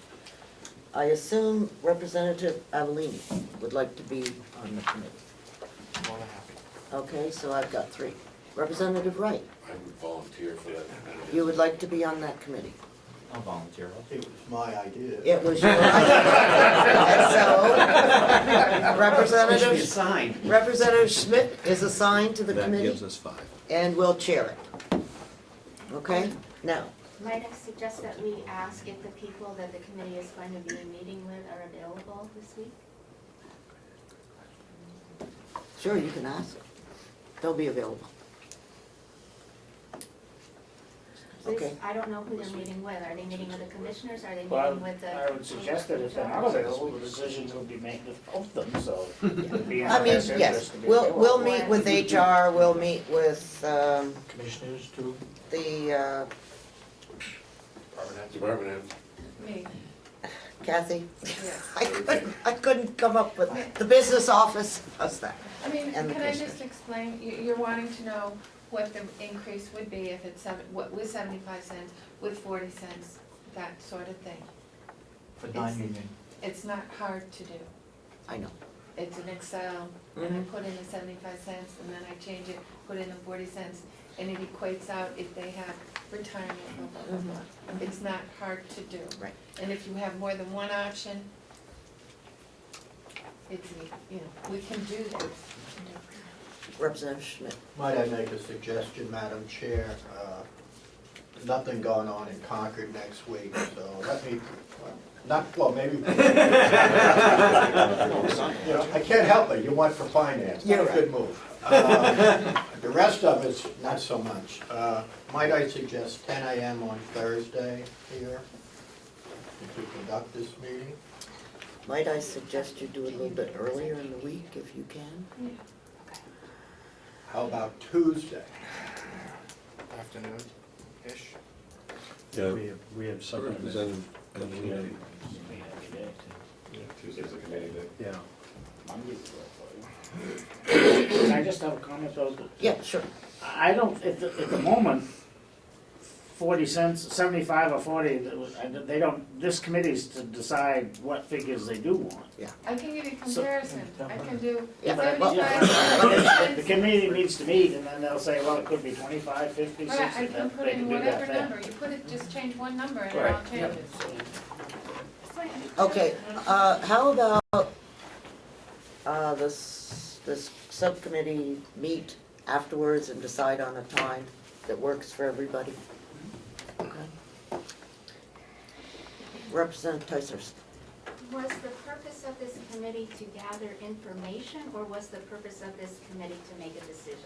The purpose of this committee is to bring a recommendation back to the full delegation next Friday.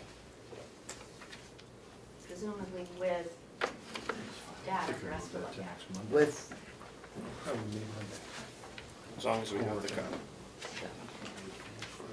As long as we give them county data. it's to bring back a recommendation for the non-union pay rate. Okay? So, what I would like to do is to switch quickly now to the budget. Recognizing that for the non-union wages, there will be some changes. But I would like to approve everything. I can't do a number because I don't know what what that's going to be. We can do it, I guess, for the jail, we can do it for the sheriff. We can do it for the regional appropriations. We can do the convention because you're not giving me a pay raise. We can do capital expenditures.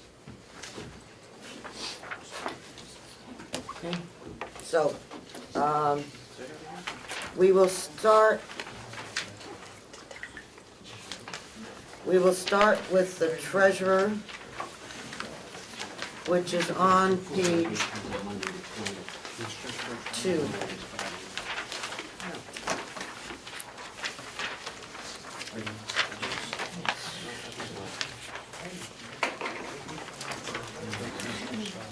Okay.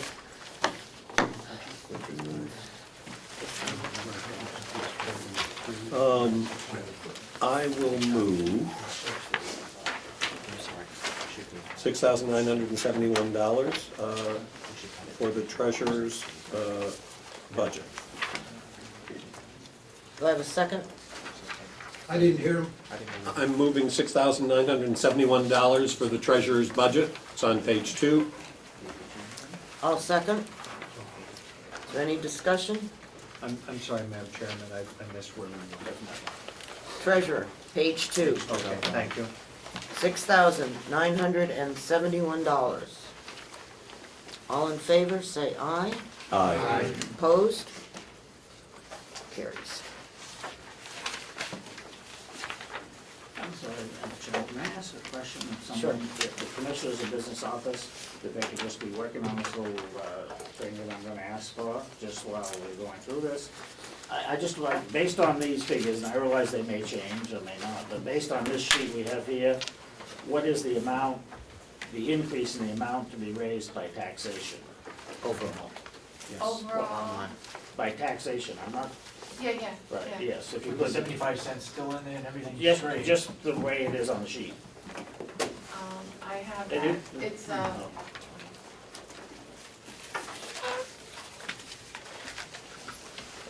And what it was last year. 10%. Now, let me just explain, that's with all the changes that have, it did include the union contracts in there, it did include any changes that were made for revenue from the commissioners proposed to right now. Right.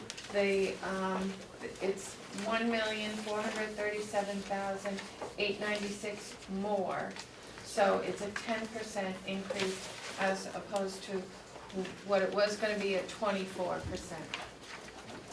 The budget itself, the overall budget is up 3.6. Thank you. And I can give you the sheet that has it calculated, if you'd like to see it. It will change. Special, Is that based on, may I? special fee as, we can ask those questions after we get through. Special fees and services on page 3. Could I have a motion? I'll move $205,499. Okay, I will second that. Repeat that total? Yeah. It's on page 3. Okay. $205,499.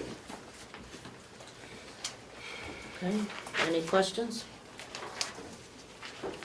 Yeah, go ahead. Thank you, Madam Chairman. For the subcommittee, under legal fees and I'm not positive, is this which legal fees is this addressing? Does it show up several times in our different budgets, or is this the overall legal fee?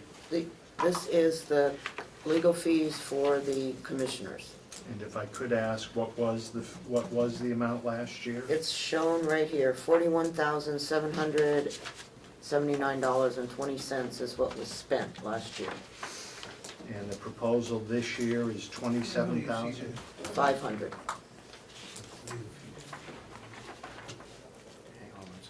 And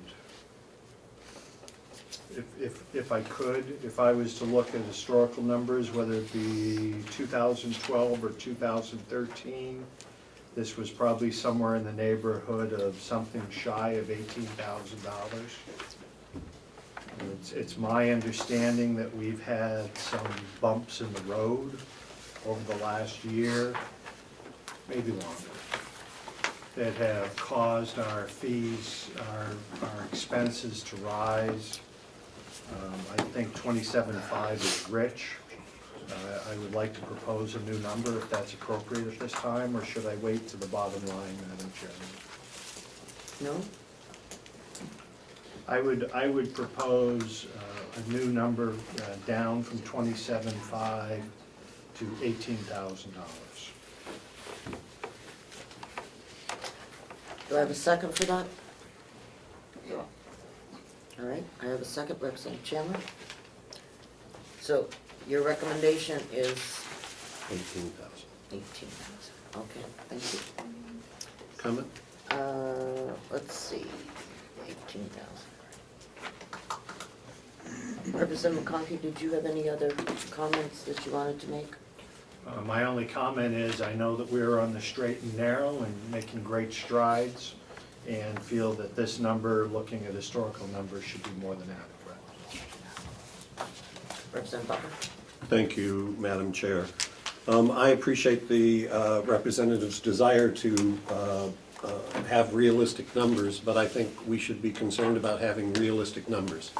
And the subcommittee queried Human Resources on current cases that are in the pipeline and historical concerns, and made this recommendation based on those conversations.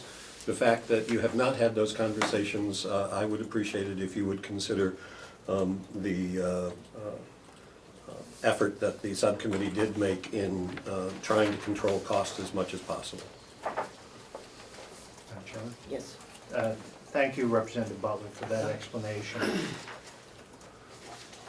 And I am truly appreciative of the fine work you folks have done over many more meetings than I've had to attend. My point is on the legal fees.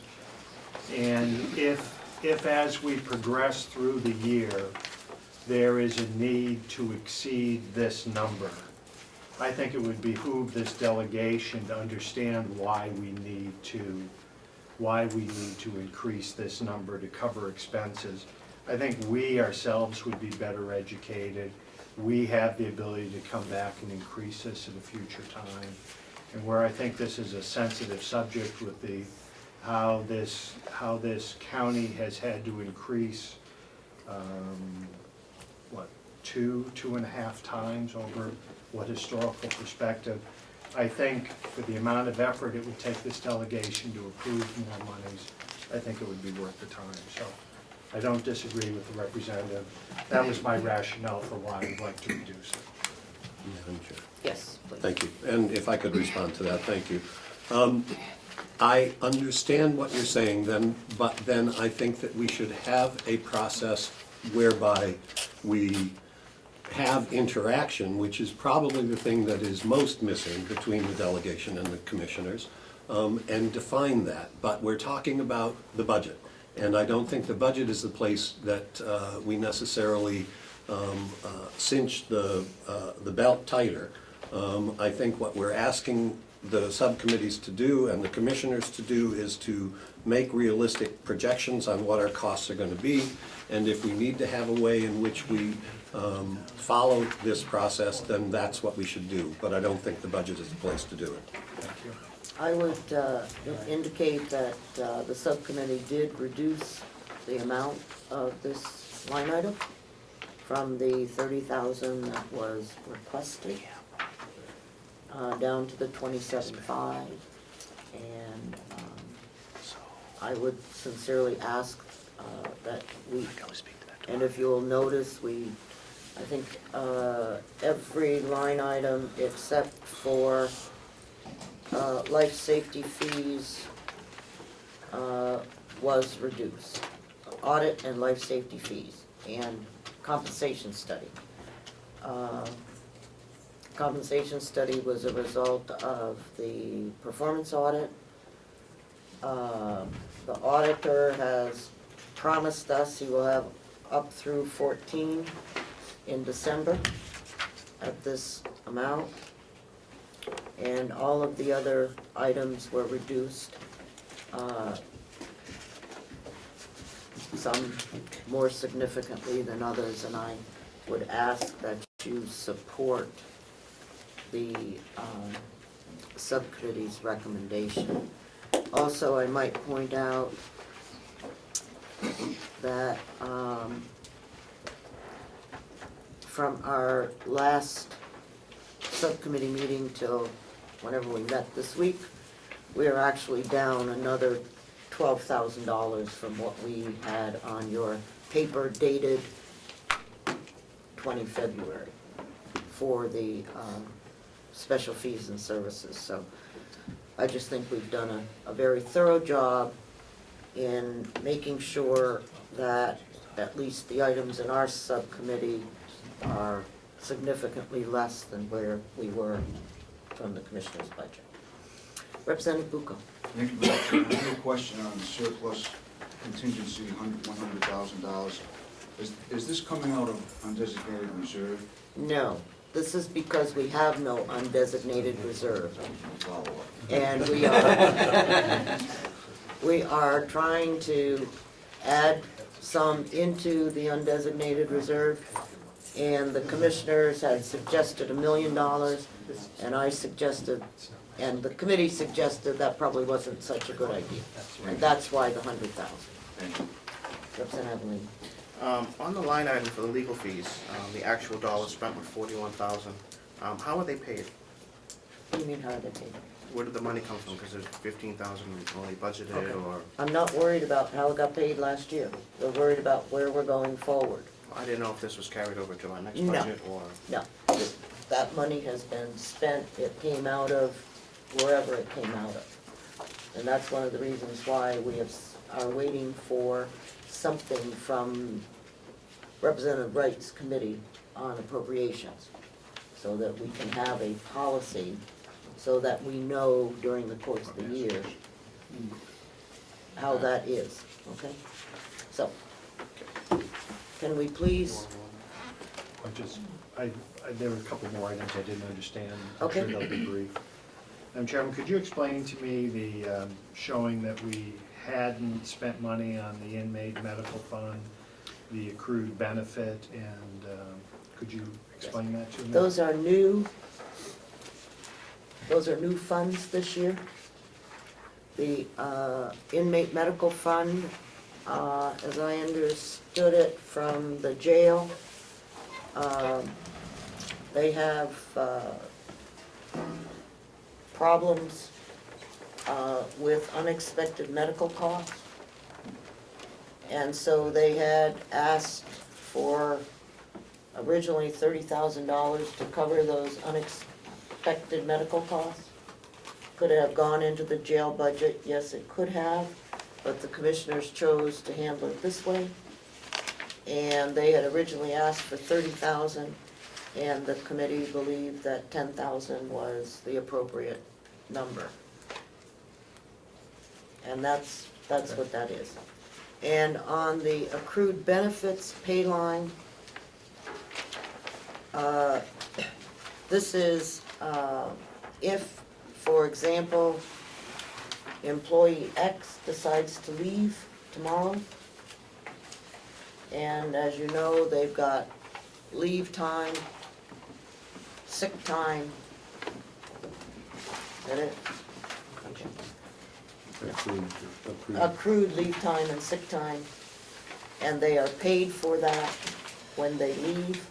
And this is to cover primarily the small offices.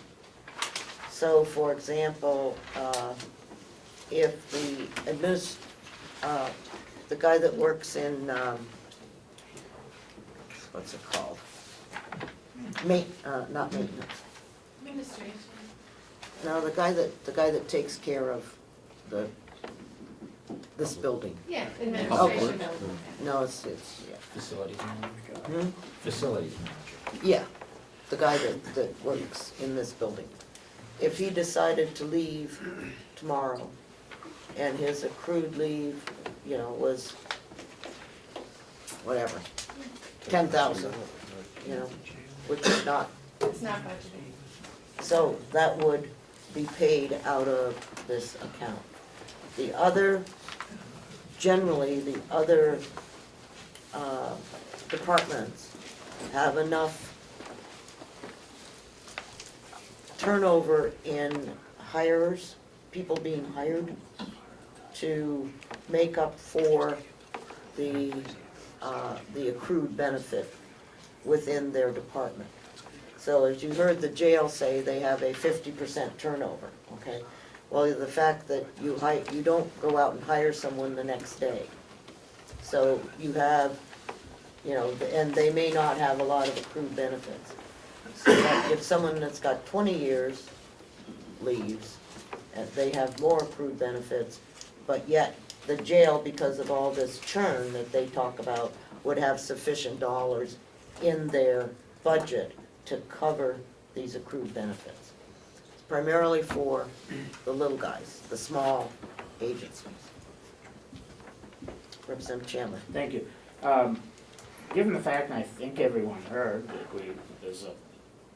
while it might change a little bit, a 10%, I repeat, 10% increase in the amount to be raised by county taxpayers.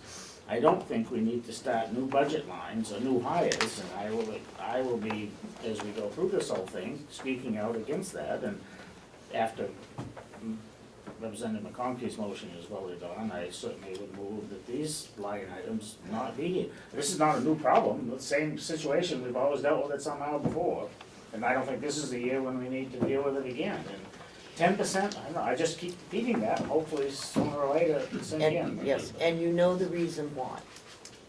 Why it's 10%? Yes. I don't need to know the reason why, it's 10%, we should do everything we can do to make that less. Zero. The reason that it's 10% is because we have been paying the bond for the nursing home out of surplus. And the surplus is now at about $77. So my point is, you need to make up some other. Well, I'm just not willing to accept 10%, that's all, Okay. I'm sorry. Well, I'm just, Not speaking as to why it's there. okay. Okay, I agree, it's a challenge, Okay. but unless, if I could, I'll be brief. One of our issues has been being able to account for what happens within the budget. We know that certain accrued benefits are covered in the larger departments, but they're not covered in the smaller departments. And if we don't acknowledge that that expense is real, And that, yes, it may have been coming out of other lines, but then we're complaining about the fact that we don't have accountability within the budget. So we either have to let the commissioners and the business office play with the numbers, or we have to understand what the budget lines are. And that's why those are there, and that's why I would support them. I would just challenge you to try to explain that to the elderly widow or widow when they get their tax bill next fall and have to pay a Okay. significant increase. Okay. And to see if they care about that. I'm sorry. Let's, You weren't recognized. yeah, okay. I So, apologize. we have, the motion on the floor is to reduce the the legal fees from 27,500 to 18,000. Is there any further discussion on that reduction? I'm sorry that you're not part of the discussion at this point. We've had our discussion, you know where the When we committee go over, stands. we'll be back. Pardon? When we go over that figure, we'll be back. That's right. That's the hope. Okay, yep, then we'll, one quick question, raise your hand, thank you. Go ahead, In Representative. case I need it. On the nursing home budget, which I know we're not talking about, but I think it's important, there's a legal line in there as well. Does that cost, are these overlapping costs, or are these These- totally separate? Totally separate. Totally separate. The nursing home has issues of their own. Yes, And do you want this as a voice vote or a? yeah, I think we can do this on voice. Okay. Just very quick, the 27,500, is that for contract negotiations, or is that for just strict legal? How did you come up with 27,500 forecasting forward? Are there, That was based on what we know to be in the pipeline and what our historical costs have been. I have one follow-up. Yes. And it's a general budget question that I'm not understanding. When you exceed a line, where does that expansion go? Where do you? When Representative Wright comes in from his subcommittee with an appropriations policy that we can agree on, then you can ask that question. Okay? But right now, they move it among the lines as necessary. It's really kind of treated right now, as I understand it, as sort of a, Are they in the cloud? okay? Okay. All right. Thank you for. So, In relation to that, follow up if I might, a question? is it only, Okay, please, no, it's in relation to 18 appropriations, so I'll withhold. $18,000. Yep. Otherwise, midnight. Okay. Representative McCarthy. Thank you, Madam Chair. I just have a problem, you know, in 2012, it was 18, 2013, 15, then it jumped up to 40, almost 42. And I could see going with the 27.5 if I knew why that, such a large difference between the 15 and the 42. Is Obviously. it simply because we had more court cases at the, you know? Yep. We had union negotiations. No, but that's not. You said that wasn't. Right. No, we had, I'm sorry, does the jail have money? Yes. Jail have money in the legal fees? Yes. Yes. for Union negotiation were charged to them. No, I mean, part of it was, but we were way over what was actually budgeted. It was never, Okay. Seems easy enough to make that up. All right. So I have a motion on the floor for legal fees at 18,000. Madam Chair, Yes. I believe we have two motions. so No, is we this have gonna- one motion. How about special fees and services Uh, for 205? Did we lose that motion? Yeah, We haven't got It's paid. gone? yeah, it's gone because they said they didn't want it. I mean, there was we didn't vote on that motion, okay? Okay. But So But we decided we will anyway, we're not modify it. voting. Yeah, we'll modify it, okay, because we have, this is the discussion on the 205, is to, It's okay, I'm just trying to keep track Yep. of what the motions are and what my votes are, so that Right. when we go to Mhm. ratify. Yeah. we have a record. okay. So 18,000 on legal fees. All of those in favor, please raise your hand. 1, 2, 3, 4, 5, oh, 6, 7, 8. 8. Opposed? 1, 2, 3, 4. All right, so we've now reduced the 205 by something. There's 13 of us here. I thought it was 9 to 4. Yeah. Okay. What's the new figure, 18, what? 18. All right. So, Madam Chairman? yes, The treasurer's budget, the 6,971, I don't recall voting on that. yes, we Yeah, did. we did. It was a voice vote. It was a voice vote. Everybody said yes. 195, And Chairman, to save you time, coming up with a number. 195, 999. Okay, I think there's more motions. I know, but, Yeah. okay. Sleep. So the special fees and services budget is, with that amendment or change or whatever, is at 195,999. Are there any further changes on this? Representative McConkey? Thank you, Madam Chairman. In light of Representative Chandler's comments, which I am in agreement, I would like to reduce the inmate medical fund to 0 from $20,000, and I would like to remove the accrued benefit pay fund. Accrued benefits. Yes, thank you.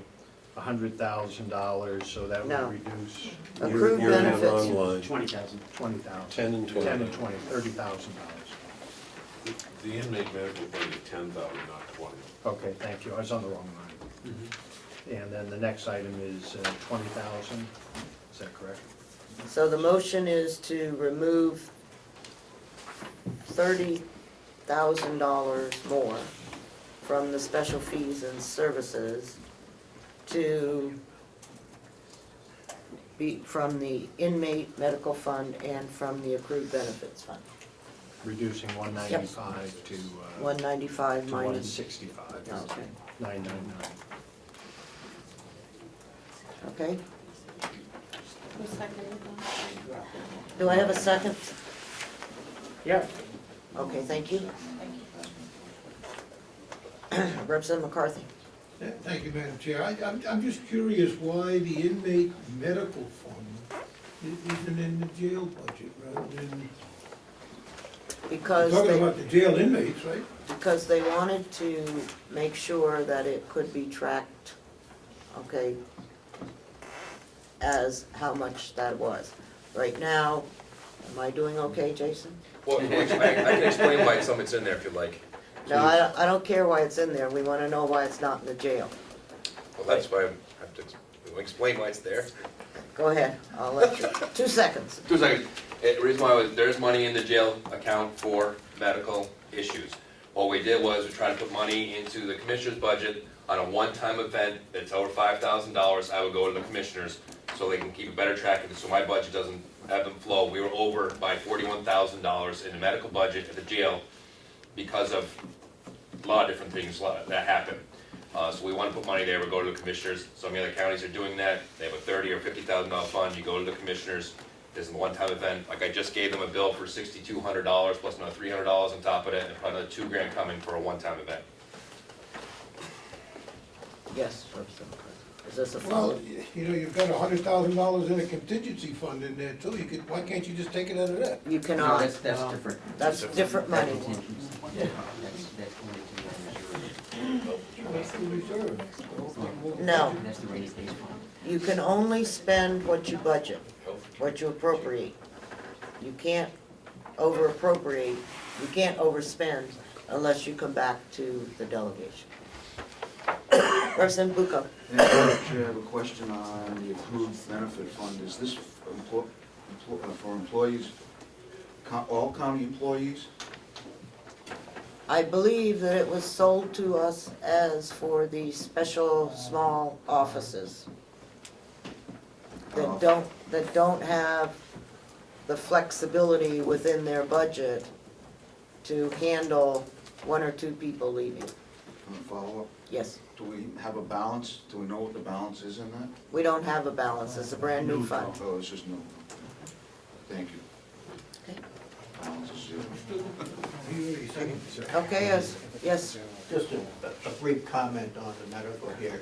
We also discussed, and it came up in our committee, if we could qualify these inmates for Medicaid, under the managed care, whatever, kind of, with all these new medical programs coming down the pike, and the answer to that is no. So if you have an event, you're gonna pay for it. It's just the way it is. So it seems to me it's rather, based on history, it's somewhat prudent to recognize that this historically has occurred every year and will likely occur in this coming year for a budget exercise. So I think taking it down to zero is foolish. all right. Representative McCarthy. I'm not suggesting that you take it down to zero, but why not put it over in the jail's budget where it belongs? We can control it. The purpose of that was for the commissioners to have an input instead of just pay the bill. Okay, the motion on the floor is to reduce the inmate medical fund and the accrued benefit pay plan to zero, taking $30,000 out of the special fees and services. Okay. All those in favor, please raise your hand. 1, 2, 3, 4, 5, 6, 7. Opposed? 1, 2, 3, 4, 5, 6. Motion passes. Could I have is there any other discussion on the special fees and services budget? Seeing none, I will take a motion from. To pass 165,999, so moved. Okay, do I have a second? Second. All right. Just be careful, guys, you don't know what you got yourselves into, right? Ed? 165. Oh, they know. It's not, they just don't care. Okay, human resources and services on page. Well, no, we do a voice vote on that. All in Oh, favor? I'm sorry. All in favor? Aye. Aye. Opposed? No. 1 opposed. Make it 2? two. Do I have 3? Okay, 2 opposed, so doesn't, okay. All right. Human resources and services. Subcommittee recommendation is for $163,887. So moved. Second. Because of the way. Oh, yeah, I'm sorry, we skipped that. Yeah. I need to get back to my, okay. Victim, are the attorney, Can't do, okay. Victim Witness Assistance Grant. What? salaries. The salaries, Whose salary? we got 2 people. The non-union. Oh. Secretary. Okay. Where are you? Searching. Just trying to find where to go. Okay, page 30, cooperative extension. Well, it's close to that anything. Page 20 on the yellow. Pardon? 20. Page 20? Okay. I know I should flip to this. Representative McConkey. Thank you, Madam Chairman. The subcommittee met, and I believe we are in agreement to move $232,053.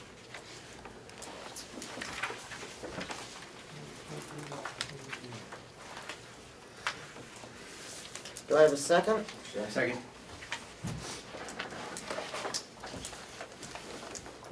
232,053. Okay. Any comment or discussion? Seeing none, all those in favor? Aye. Opposed? None. Okay, page 20, interest expense. Bottom line figure is on page 21. Could I have a motion for the interest expense, please? 175, 952, so moved. That's a second. Thank you, Representative Cordelli. Any discussion on the interest expense? You will note that this is not a decrease in the budget. This interest expense is now over in the nursing home budget. Not that, except for the 175, and a little bit extra. Because when we had the audit, they said that this needed to be accounted for under the nursing home.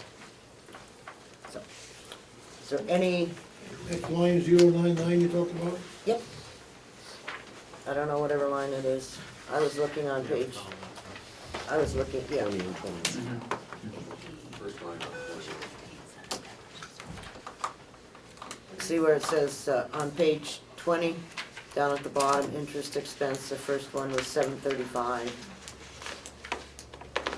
And that has moved to the nursing home.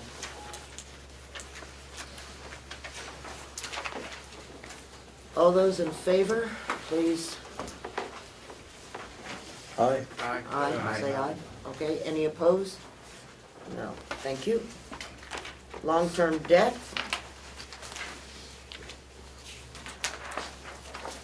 Is on page 21. Move long-term debt in the amount of $537,834. Second. Okay, Representative Avellini seconded. Any questions, comments? All those in favor, say aye. Aye. Regional appropriations, Representative McConkey.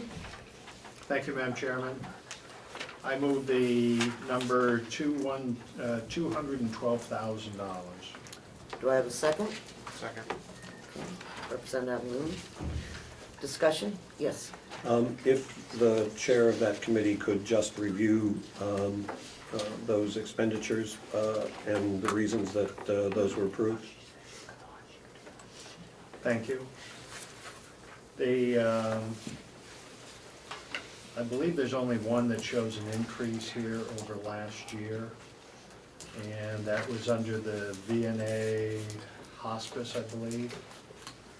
And I believe the reason for their increase was that they lost, and I stand to be corrected if there's someone on the subcommittee, that they had lost some funding, and there was also some minor increases in adjustments on pay. So a $2,500 increase? This one No, it's a $5,000 increase. Right. was 5,000. Which line is that? It's ours. VNA is the same. Oh, I got it. The VNA is the same. Right, it's retained service. It's the Okay, Okay, I'm sorry, RSVP and Conservation District. And they believe they were both contributed to minor increases to salary and also to increase revenues that they've lost, to keep them solvent.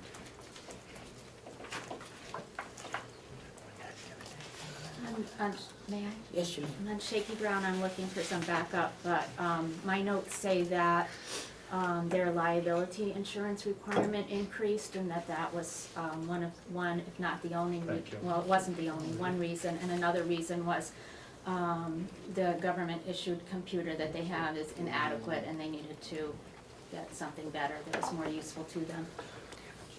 Thank you. Damn government. Any further discussion? All those in favor? Please say aye. Opposed? Capital Reserve. We had, could I have a motion for $5,000 for the Capital Reserve, please? So moved. Second?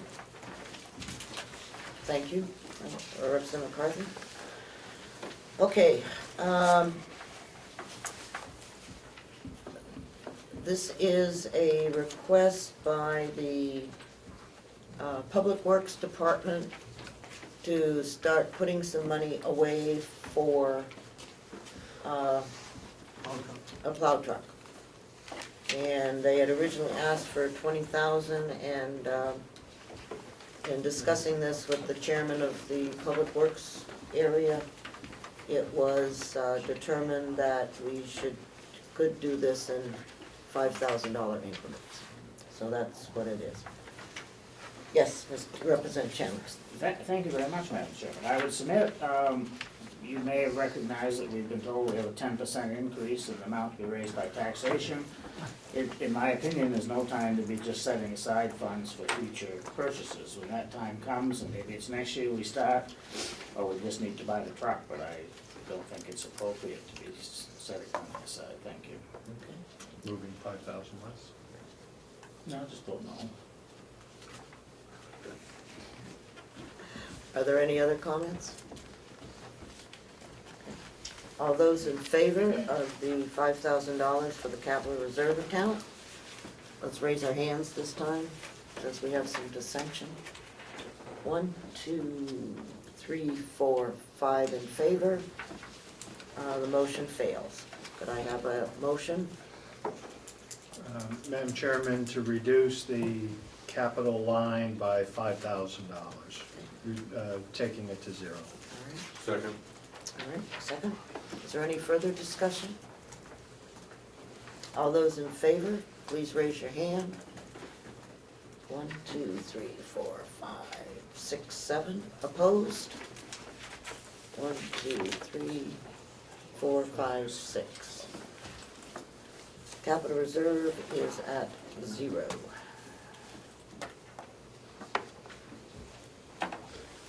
Carroll County Convention, which is on the next page.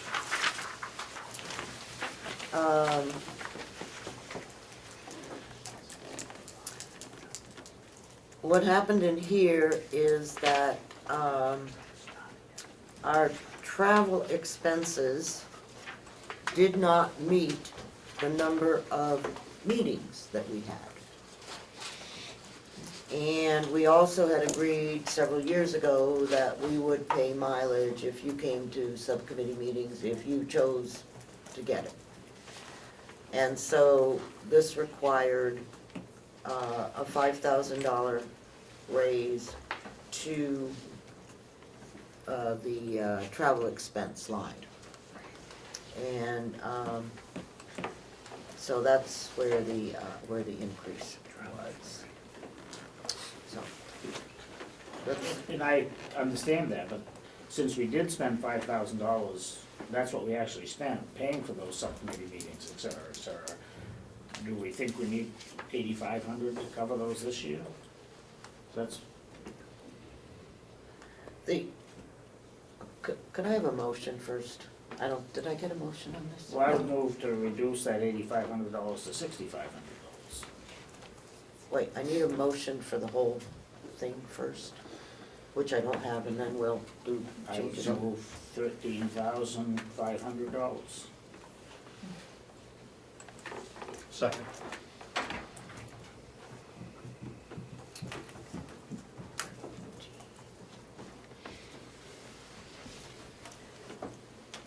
Okay, and that would reduce the 8,500 to 5,000, is that what you're saying?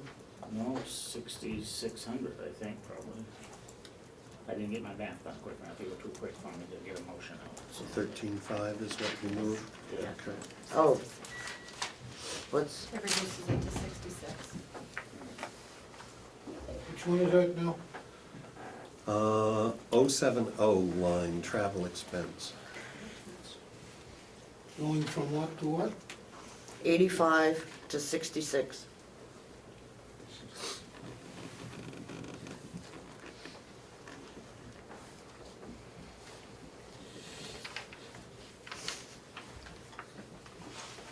Okay. All those, And if I could? yep, you may.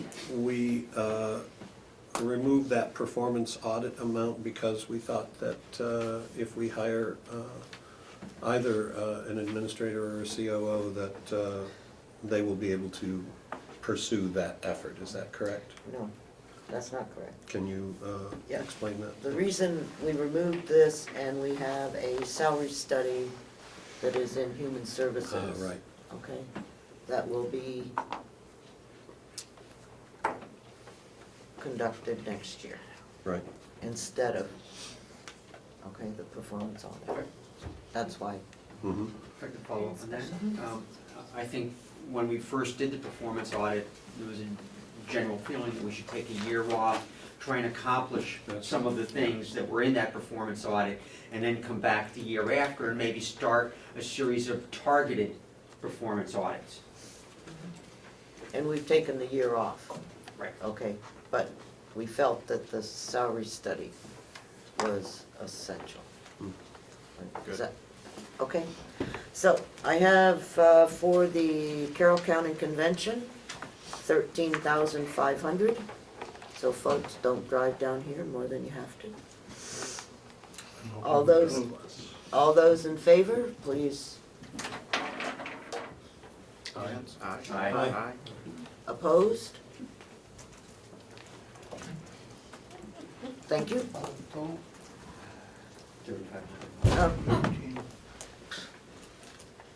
You don't have a high roof at home. I hope she's okay. Capital expenditures. I think it's probably just snow falling or something. Or, No. Okay. Yeah. Sounds like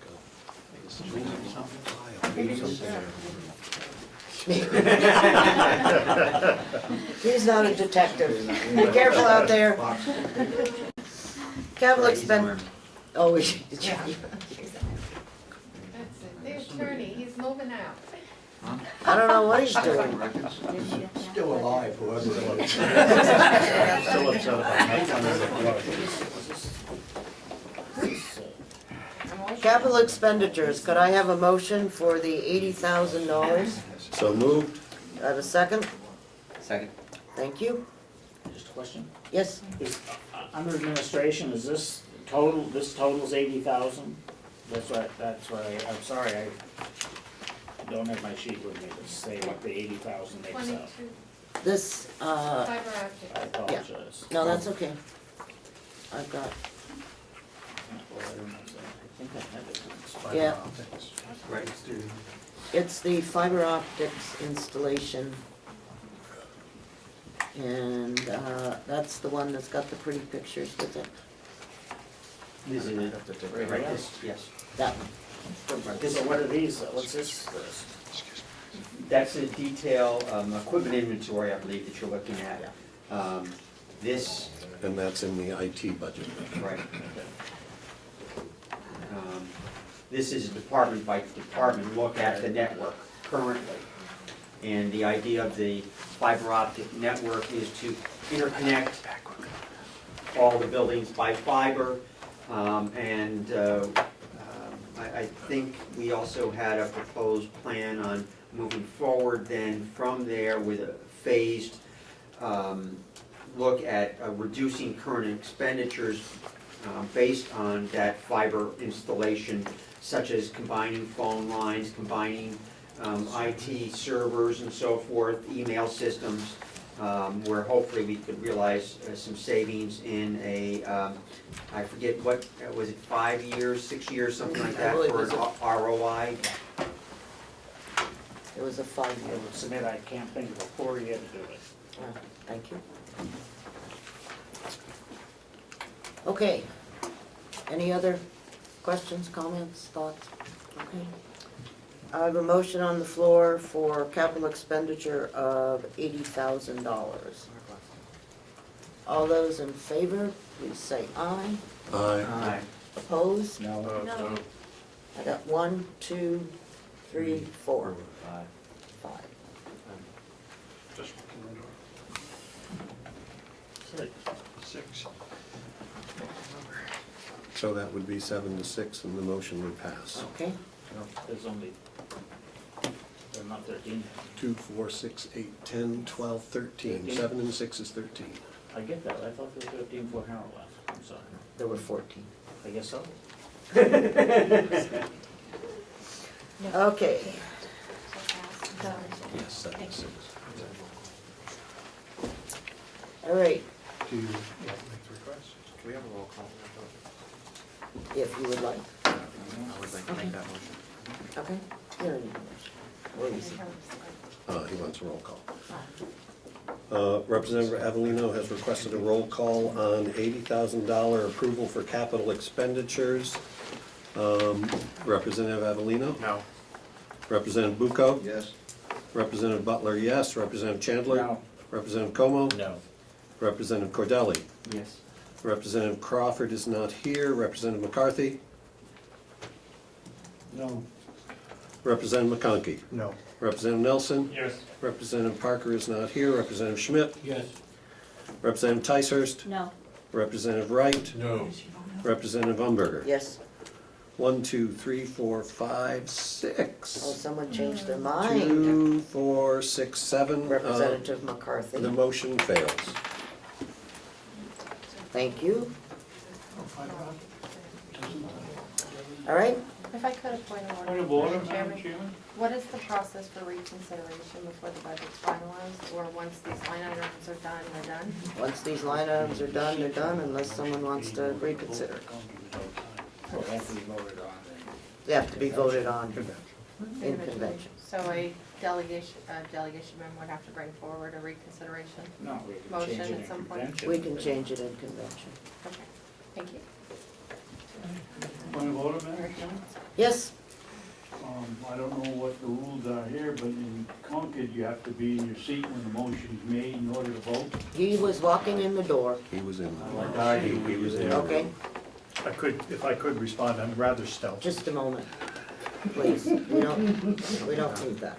Okay. So, thank you. Revenue. Revenue. This is the little sheet, the little package that you have.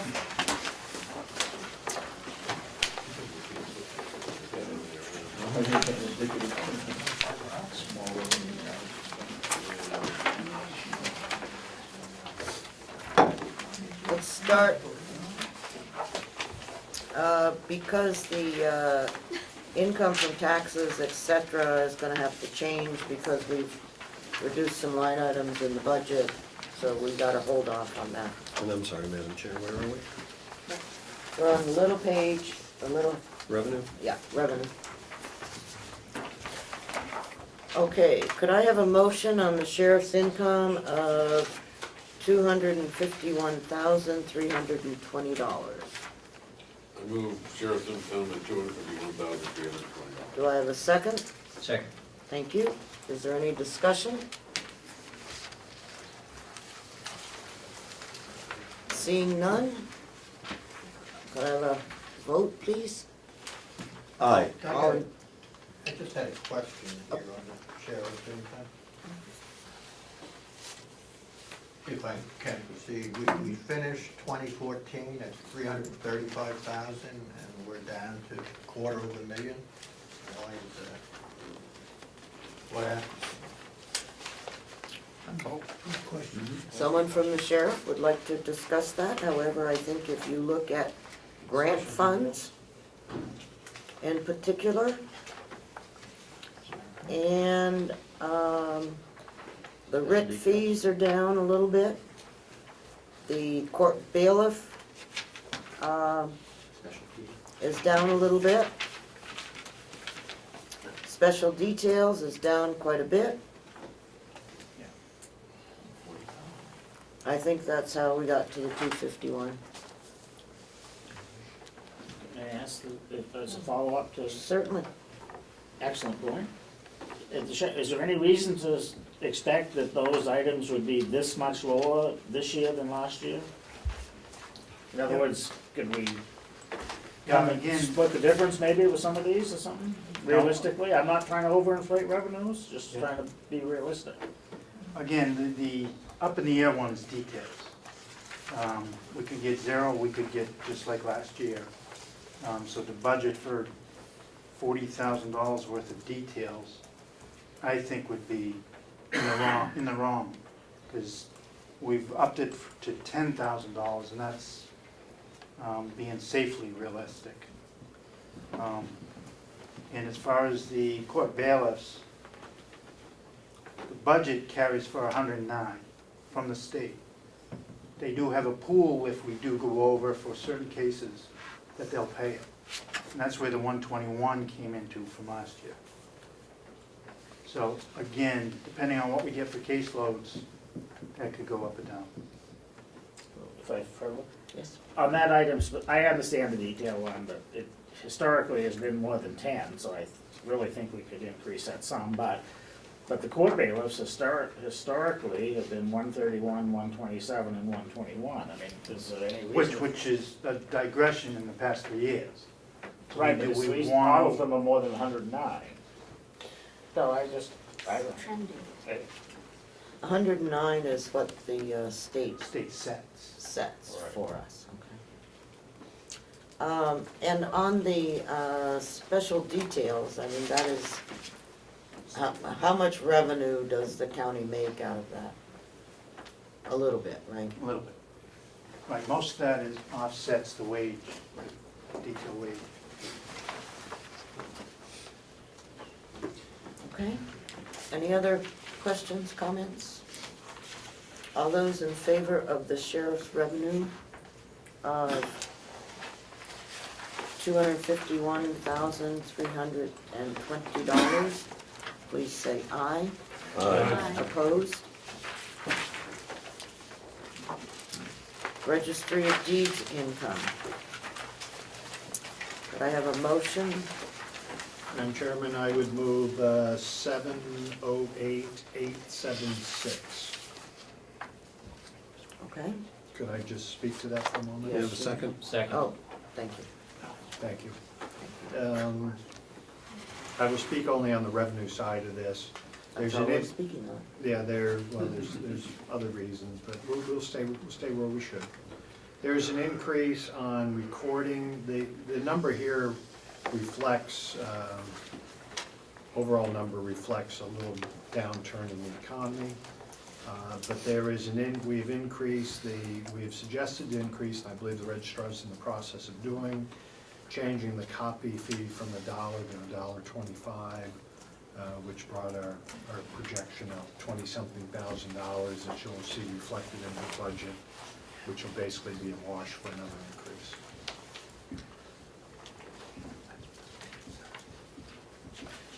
Okay, any other questions? Yes? Sorry, I just, once again,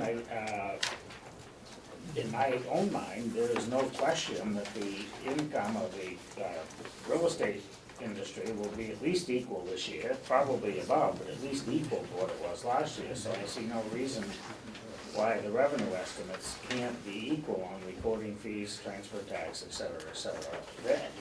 And as you know, I am very much opposed to inflated revenues, but I'm also very much in favor of trying to get them realistic. And I just, unless someone could explain to me why they think, I mean, every indication is, the rest of the state already is showing significant increases in the real estate market, and we're a little slower sometimes, but even not saying it's gonna be more than last year, it should be equal at a minimum, I believe, so I'll stand corrected if someone wants to, otherwise I think we should just raise those a little bit. I think that's a good point. I don't know, it's just a little. She is. Okay. I don't, if she wants to comment on that, that's fine. Or if you'll allow it, I don't. Or I'll just make a motion, whatever you want to do. Go ahead. The revenues for January are typically way down. February is usually the lowest month. This year, January and February are both lower than last year. Who knows what the rest of the year will bring? I do see that January and February are almost equal, and that's a good sign. That means that there is hope that perhaps the year will be better than last year, but at this point in time, it's all a guess. Okay. So our vote is on 708-876 unless someone wants to, amend that. Yeah. Madam Chairman, I would amend revenue 725. from 708-875 to 725, an in-between position. Okay. 720, yes. All right. All right. May I ask for the figure to be repeated? Yes. 725,000. And we will not be able to,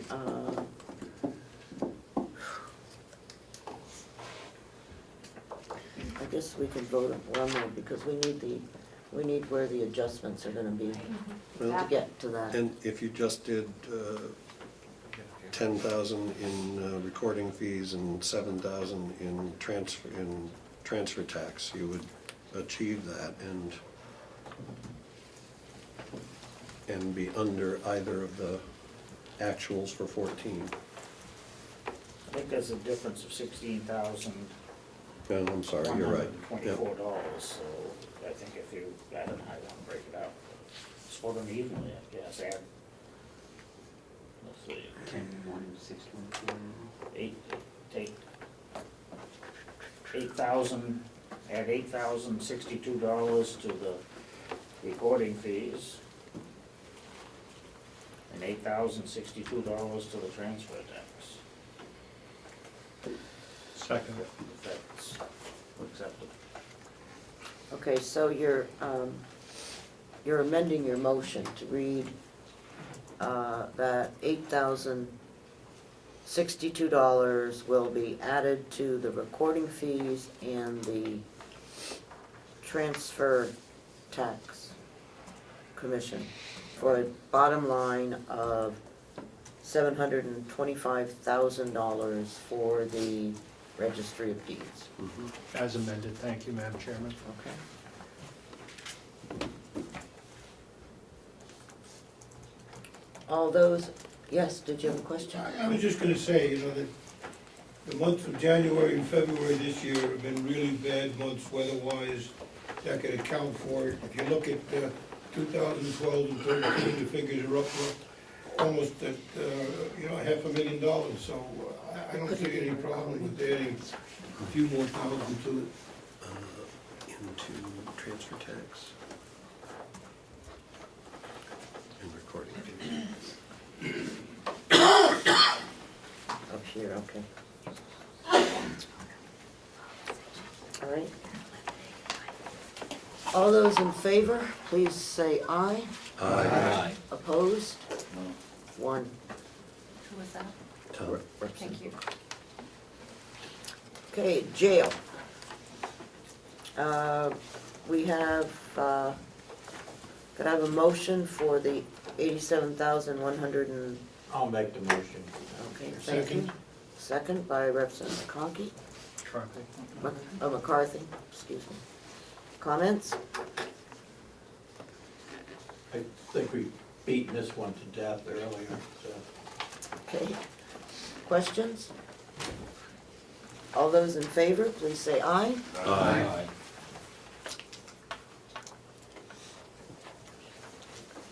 Farm income? Representative McConkey?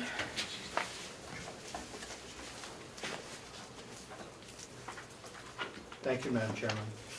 We have not finalized our recommendation on expenditures for public works / farm, and I don't know that this might be premature at this time. for income? On what, if you just give me a moment to look.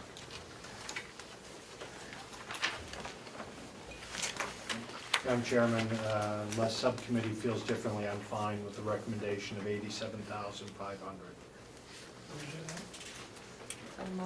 Yes, Second that. okay. Moved and seconded for $87,500 for farm income. Anything else? All those in favor, please say aye. Aye. Opposed?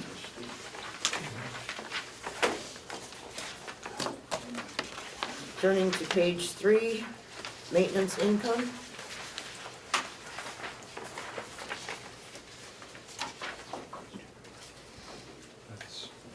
Madam Chairman, if I could just ask a question either of the superintendent or the commissioners on this line. You certainly may, Thank you. but let's have a motion first.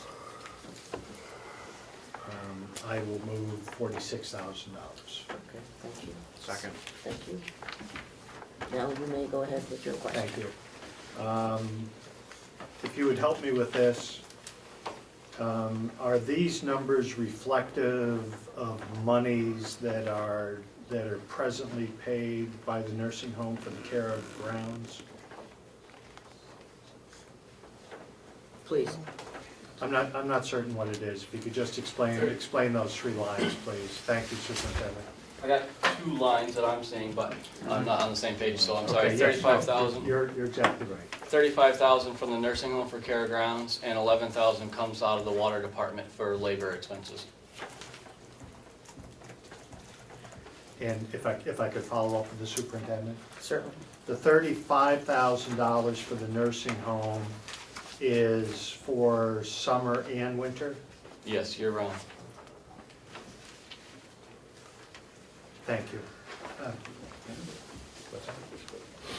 Yeah, right. What we're talking about.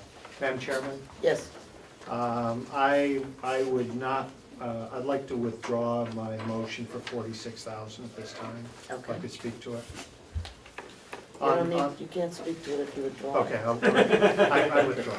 Does the second withdraw? Oh, of course, yes. Sorry. Okay. Interest income. 0. I'll move this one. You want? Chair, does that mean we're just skipping over maintenance income? That's exactly what we're doing. Until Friday. Okay. Interest income, 0. I'll move 0. Okay, thank you. Do I have a second? Second. Okay. Third. I'm not sure that we're happy that we're not making any money, but that's okay. All those in favor? Aye. Opposed? All right. I think, would our recording secretary need more than one vote to get an accurate record of that? I think It only takes one. that was unanimous. Okay? Our other revenue, we need to wait until the end. Okay. I have 2 other issues under other business.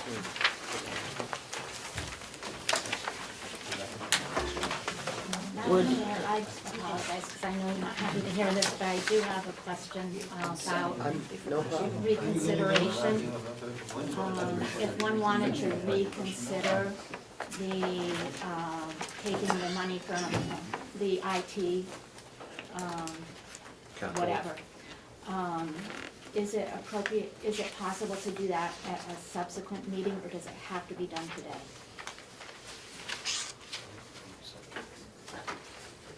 Most chairmen have a parliamentary. Well, the one, that's true. Go ahead. I mean, I think it could be done in another meeting, but that's just my opinion, Chairman. But you also will be voting on these things again at convention, which is another opportunity to, just throw that out there. I believe we'll have more information in another week, and, On what? on this and larger budget issues that would affect this, and that's why I would like an opportunity to reconsider at a later date. And I'm just trying to find out if I'm going to have that opportunity. Okay. Yes. Thank you. I guess I'm confused about what additional information you are looking for that you don't have. Okay, But the well, issue is if reconsideration, I, that's fine. if I get it, then I'll come and ask for reconsideration at a Okay. later date. All right, fine. Would you please hand this out to everyone, a Hales location budget? We can pass those around.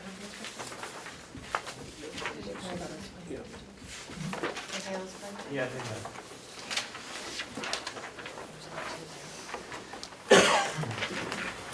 Sorry.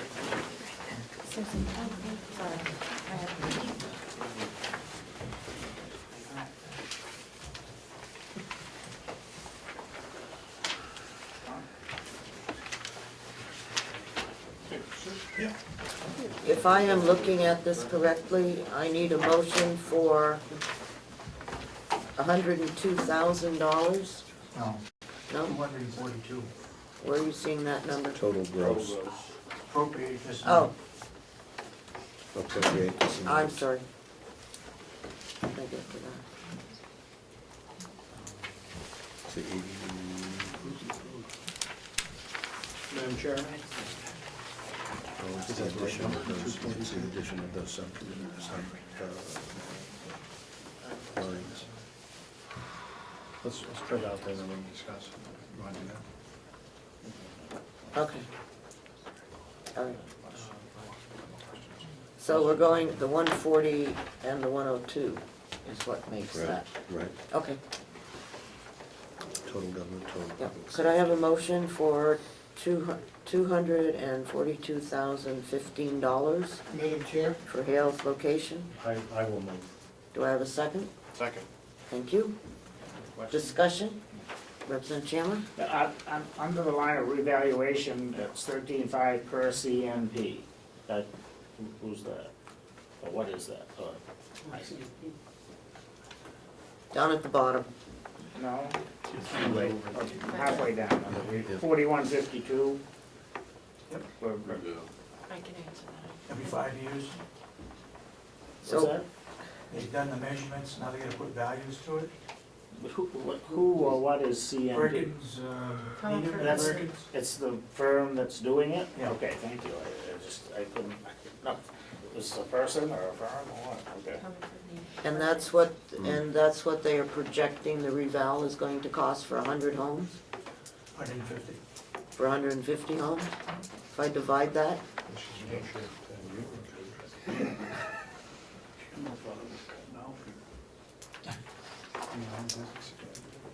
if I divide that by 100, we're paying almost $1,000 a home for reval? 350. Oh, 350. Still a lot of money. Yeah. Is that what you pay up in Bartlett? We don't do You don't do revals? Until they're forced. Yes, Representative McCarthy. Yeah, thank you, Madam Chair. If I understood the commissioners correctly this morning, they have a meeting with the residents of Hales location on the 18th. Yes, an informative meeting at 2 o'clock at the Granite. And I wondered if perhaps we could hold off on this. We have another meeting on the 20th, do this on the 20th after the residents have an opportunity to Oh, input. okay. So you're telling me the residents, are you telling me the residents haven't had an input on this budget yet? That's right. Well, then why They've are, They've asked for it, and we have to have this approved by the 1st of April. so why, if the residents haven't approved this, why are you asking us to approve it? Because we are responsible for it, we've always put it in. Okay, They've thank you. requested that they want an informational meeting. I'm positive they're gonna approve it because the school, Thank you. number of people are down. Yep, I can't approve something that they haven't had their approval on. Thank you, Representative McCarthy. So we'll do that some other time. All right. Huh? Nursing home, oh, I forgot the nursing home revenue. Sorry. This is from this. Okay, thank you. Yes, I know that. I apologize. Thank you. Nursing home revenue. On page 4. Excuse me for skipping over that.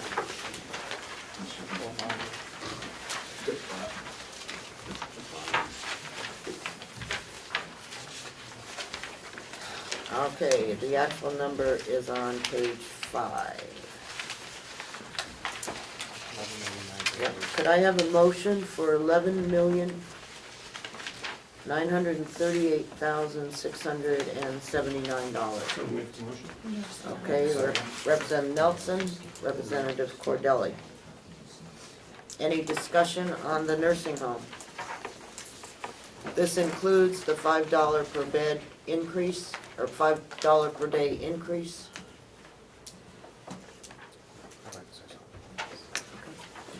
I'd like to thank Howie for working with us on this. These are very conservative numbers, and we hope that we exceed them down the road. Okay, so we missed our target last year by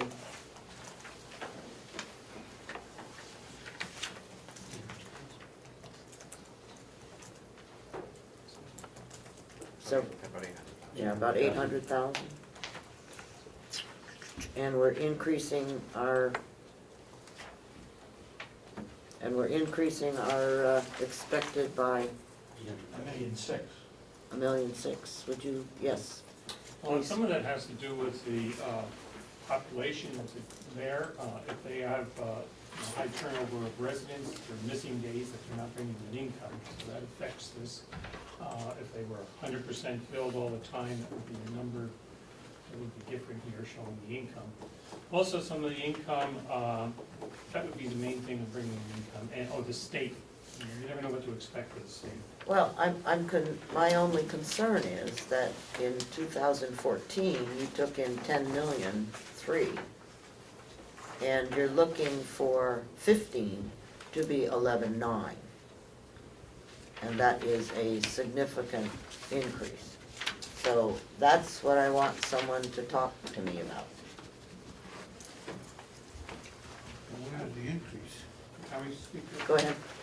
Madam Chair, the biggest reason that we can justify the increase is that 2014 is an anomaly for a number of reasons. When you look at 2012 and 2013 before it, it's a relatively modest increase. If there's something about this that we have to give pause to, it's state reimbursement at the Medicaid rate that we are appealing and hoping to recover collectively the $7 million that the state is presently withholding, and also the pro share money, which isn't determined as yet. So those are two major factors we don't control.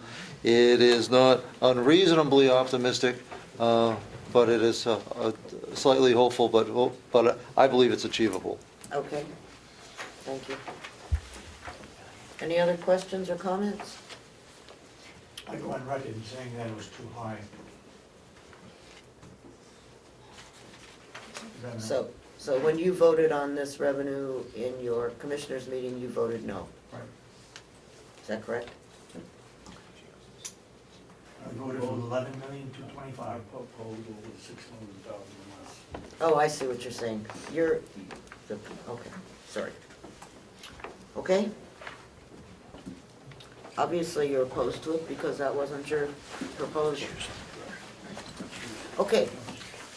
All those in favor of $11,938,679 for income for Mountain View, please signify by saying aye. Aye. Opposed? Aye. 1. 2. Anyone else? 3. 3 opposed.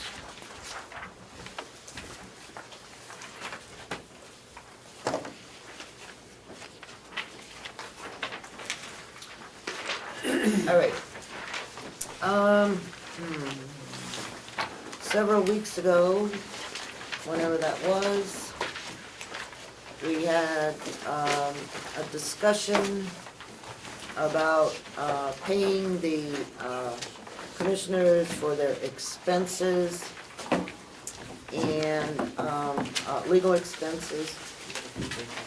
Can you find that motion that we made, or do I have to go back? Madam Chair, I just wanted at this time abstain from Okay. any discussion after this. Thank You'd like to recuse you. yourself? Recuse myself, I'm sorry. That must have been, do you know where that is? I have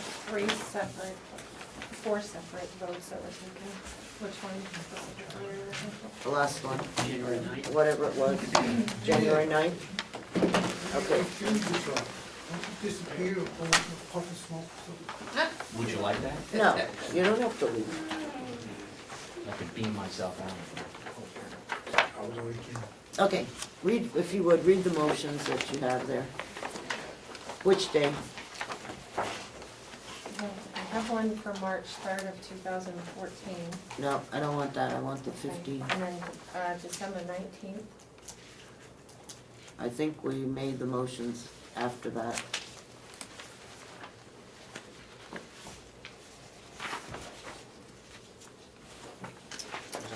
January 9th.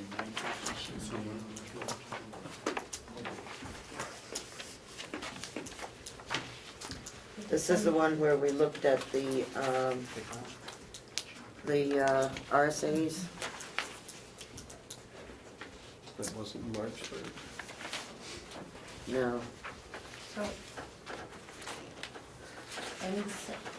in December, you removed Commissioner Kenny from the discussion of about reimbursement mhm, and gave her until January 9th to bring receipts to the county attorney. yep, well, that's not what I'm looking for. You also had a motion that in accordance with 29A2, the county attorney will defend going forward. Yep, And a third motion that further legal expense payments will not be made until the settlement is received and the case is closed. okay. Those all happened on December 19th. Okay. Question. Uh-huh. Do we have an amount? Yes, but I wanted to make sure that we understood what the motion was. Could I ask a further question? Sure. What is the amount? Oh, Sorry. Thank you for answering that we do have one, and then is there any chance we can find out what it is? Maybe if I was told or not. $5,992.50 That's total? total that we owe. Okay. I'll make a motion that we approve the payment of that. Okay, do I have a second? All right. Do I have discussion? Madam Chairman? Let's let Representative Schmidt. He's been very quiet. Thank you, Madam Chair. And for the record, I will be in favor of paying your legal fees. I think it's the right thing to do. However, before I do that, I would just like to hear one statement that says the implications of 91A are fully understood, and we're not gonna go down that road again. That's what I would like to hear. Second that. I believe that the commissioners have, in conjunction with their legal people and the human resources people, have put together a ABCD primer, and it is with them at all the meetings for them to, what needs to be done. I would suggest the commissioners, that's the $5,992.50 question. Yeah. But, Legal fee. We're not getting answers. yes. Go ahead, We Representative. also have a series of 91A training sessions coming up that we were required in the settlement to do also. Good. Representative Cordone?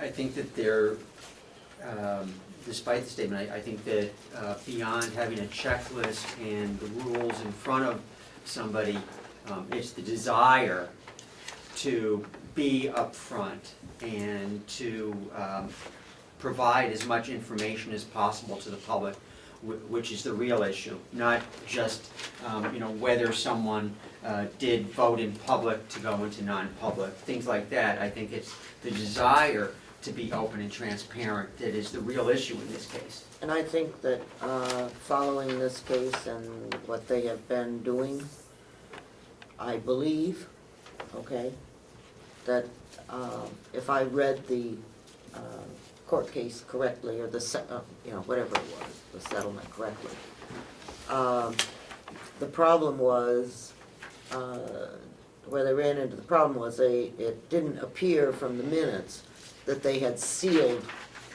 the minutes. Okay, and so that's part of their procedure now, to either seal or not seal the minutes. And that will take care of a lot of, it'll take care of this process as, because there was no record in the public minutes. Okay, when you go into non-public, you go in the public session with your voice vote, aye. Or no, you have to name yourself. Roll call vote. Okay, Mr. Commissioner Sorensen, yes, blah, blah, blah. Okay, then you come out of non-public, if I'm not mistaken, and then you vote to seal the minutes by a roll call vote. And the reason for sealing the minutes. Okay, and I believe that they are in fact following that process. Yes, Representative Bucher. Thank you, Madam Chair. There's actually a form that lists every activity that has to be done and has a space for the roll call votes and the sealing of the minutes. And I don't know where that actually came from, if it was the municipal association or somebody, but there's an actual standard form to follow. That they can use. So that you won't be making those mistakes again. Yes. If I just follow up also, I think though, it goes beyond just the process involved. I have seen a commissioner tell a member of the public, if you don't like it, sue us. So I think it's an attitude and approach that really is what we need to make sure is. Step back, all right? That's a discussion you need to have with the commissioner that made that remark. That is, our requirement is to determine whether or not they have done the things that they were supposed to do. Yes, Representative Nelson. Thank you. Was this the only issue that was being was it more trying to get records, not a matter of just sealing them, which could have been a mistake and they didn't know better, but were there other records that were not provided that were not sealed? Well, you got the copy of the court case. You read it. I remember it. I did read it. I don't remember. I believe, okay, that the issue was over the non-public minutes. Is that correct? Yes. Okay. The open public They're open minutes. anyway. The public minutes were provided, but it was the issue that they had not sealed the non-public. Is that? Basically, we didn't go through the process that we were supposed to go through. For example, we voted unanimously, but it's gotta be roll call. You're right, we have to seal the minutes in public so that the public knows that the minutes were sealed. And the reasons given for going in and the reasons for sealing them. And they're different. And they're different. And they're different. Understand. Move the motion. Okay. Do I have a second? Second. All right. All those in favor? Got it? Aye. Maybe we better raise our hands. I'd like a roll call. No, we don't need a roll call. We need a hand up. Paying money or Okay, no. This is to call the question. Oh, sorry. All those in favor of calling the question? Can you reread the motion, please? All we're Just- doing is just calling the calling the question, question. ending debate. Okay. All those in favor of ending debate? 1, 2. Okay, I've got 1, 2, 3, 3 that are not in favor of ending debate, so debate is ended. Okay, the motion is, you got the motion? To pay $5,992 in legal And costs. 50 cents. And 50 cents, I'm sorry. Moved by Representative Chandler, seconded by Representative Butler. And I think I do need, You need a sheet. thank you. Representative Avellino. No. Representative Bucco. Yes. Representative Butler, yes. Representative Chandler. Yes. Representative Comeau is recused. Representative Cordelli. Yes. Representative Crawford is not here. Representative McCarthy. Yes. Representative McConkey. No. Representative Nelson. Yes. Representative Parker is not here. Representative Schmidt. Yes. Representative Ticehurst. Yes. Representative Wright. Yes. Representative Umberger. Yes. So that is 2 against, the motion passes. Okay.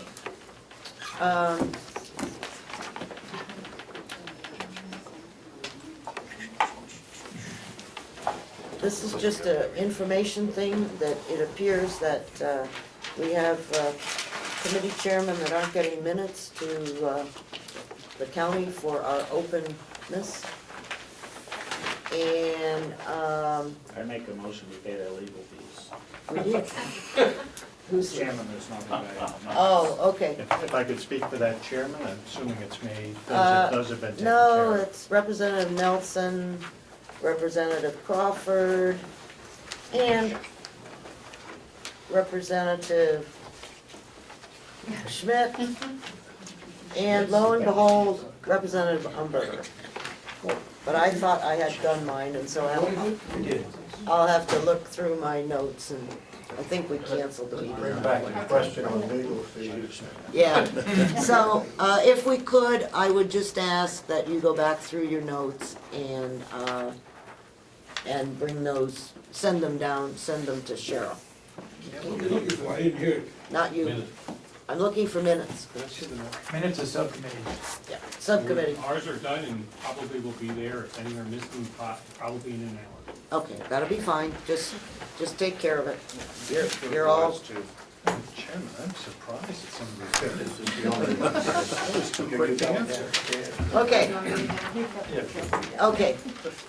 Could I have a motion? Is there any other business to be? Yes. Yeah, I'd just like to make a comment, if I could, if we're on other business. I've spoken to this before, but I just feel it's appropriate to speak to it again, and that has to do with the whole issue of how we negotiate union contracts.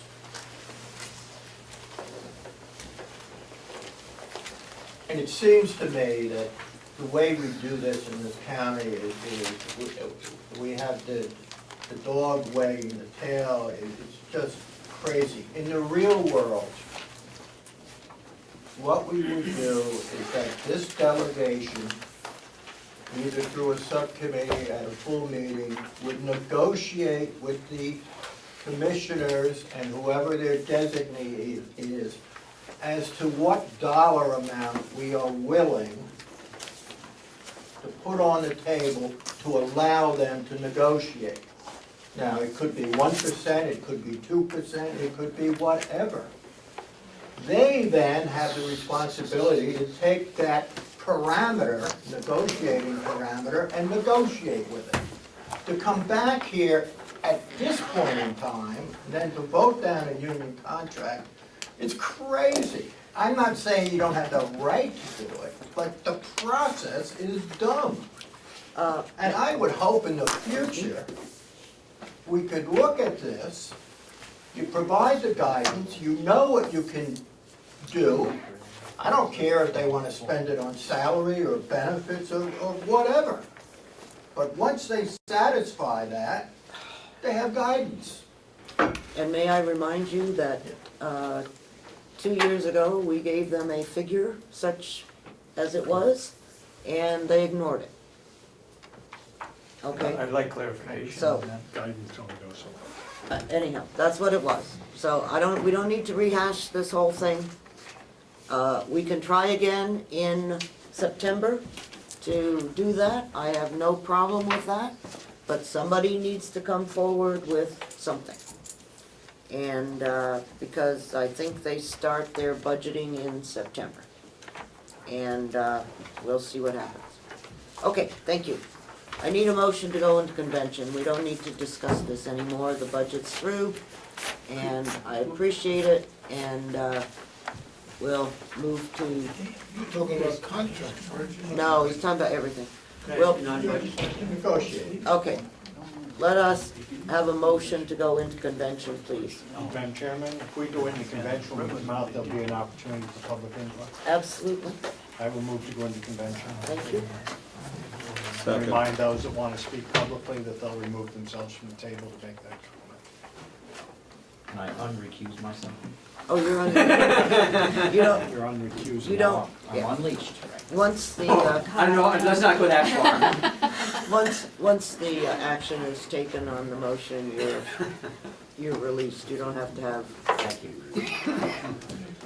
Okay. Yeah, going into convention. All those in favor? Is there a second? Yes. Yes, I made the Aye. All those in favor? Aye. Okay. Do I have anyone opposed to going into convention? Okay. Representative Butler, Yes, ma'am.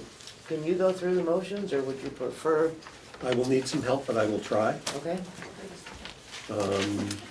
Relative to the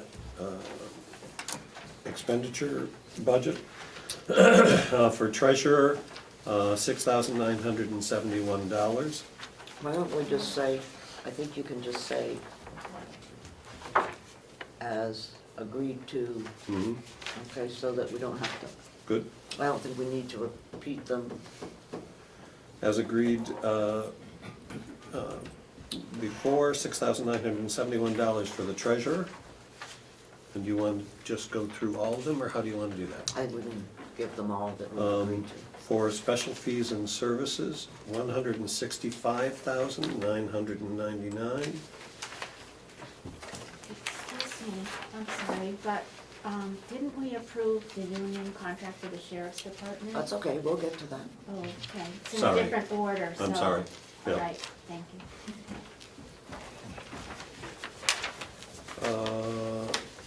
For cooperative extension, Mhm.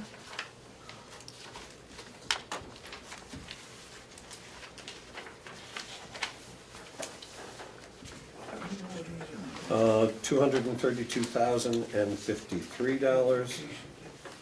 For interest expense, $175,952. For long-term debt, $537,834. For regional appropriations, $212,000. Capital Reserve Fund was reduced to 0. Carroll County Convention was reduced to $13,500. Capital expenditures. Let's leave that separate so we can Thank you. reconsider just that. Mhm. Okay, do I have a second? Second. Okay, Representative McCarthy? All those in favor? Is this in favor of repeating whatever we voted the last time? So if we voted no, it's still no, and if we voted yes, it's still yes? Or you can change your mind. Okay, got it. And the only one that is not is the capital expenditures. All those in favor of the budgets as we have outlined in the motion, we'll need a roll call. I think we should have a roll call. Point of order, Madam Chairman, that's not gonna work. People have voted different ways. you're asking them now, or the question on the table now is that we vote in favor of all those figures. And those who voted against them won't be able to separate that out. You have to do it individually, I'm sorry, there's no way around that. They voted, if I voted yes on one thing and no on another, you're telling me now that I agree with whatever that figure is. You I have to agree- agree with all of them, but it's a matter of law. I don't think on any of those there was disagreement. Was there, Melissa? On special fees, there was disagreement. Capital reserve. Why should a member have to vote yes to everything or no to everything? Capital reserves are not in there. Capital Not in expenditures this are not portion. in there. Right, special fees, there was a 9-4 vote. Okay, then we'll take out special fees. All right. Everything else was unanimous. Mhm. Can we just vote to record the votes that we vote? No. No, we don't have a revote. Change Hey. the vote. It's not my responsibility.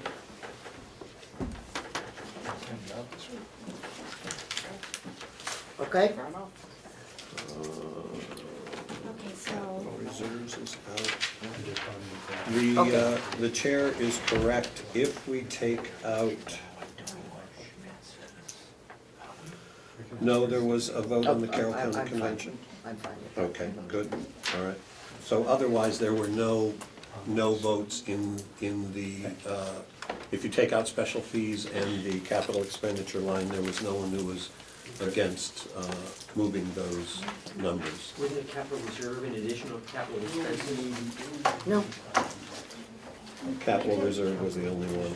and what you're not listening to is the motion. The motion does not include capital expenditures. Okay. The motion includes capital reserve, Madam Chair, okay? So, if you would rather go through each one individually instead of all together, that's fine, I don't care. I was simply trying to get through this a little quicker.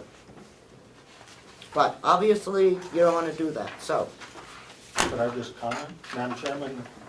Of the vote you're asking us to take, there was no dissent on these items, is that correct? except for the special fees and services. Could I move that we just remove that one item and vote on this? We certainly could, but that doesn't seem to be satisfactory to some. think they appear to be happy.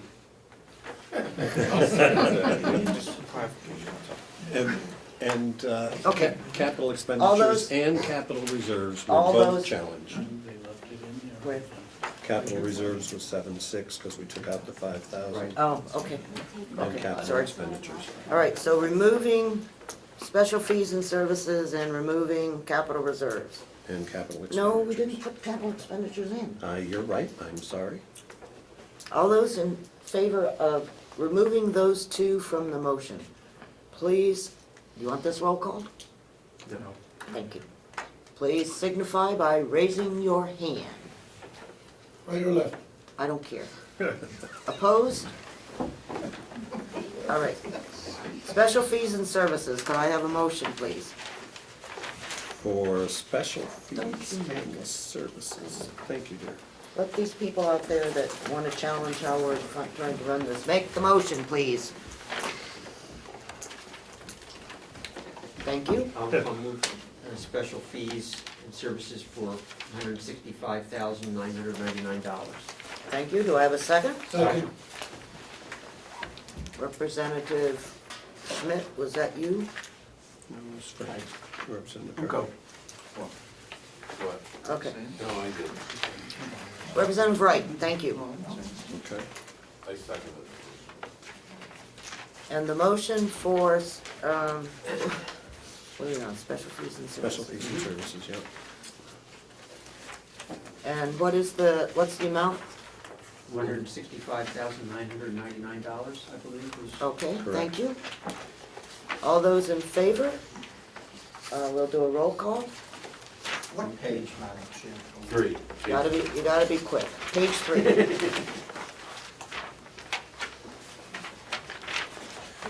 Representative Avellino.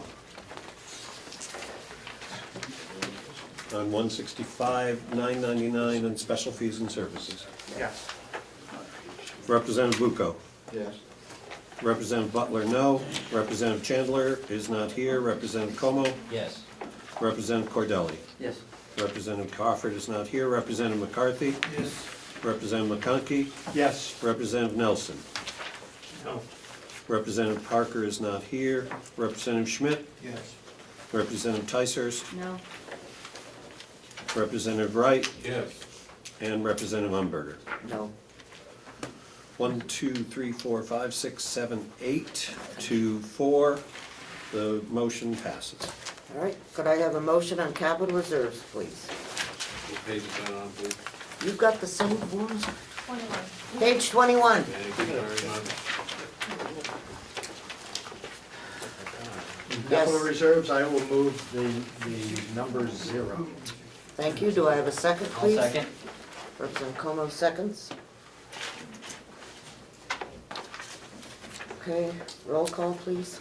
I'm just going to run that down on the second sheet. Okay. Representative Avellino. Moving it to 0, yes. Representative Bucco. Yes. Yes. Representative Butler, no. Representative Chandler is not here. Representative Como. Yes. Representative Cordelli. Yes. Representative Crawford is not here. Representative McCarthy. Yes. Representative McConkey. Yes. Representative Nelson. Yes. Representative Schmidt. No. Representative Ticehurst. Yes. Representative Wright. Yes. And Representative Umberger. No. That's 9 to 3. Okay. Capital expenditures. Could I have a motion, please? Page 22. That was capital reserves.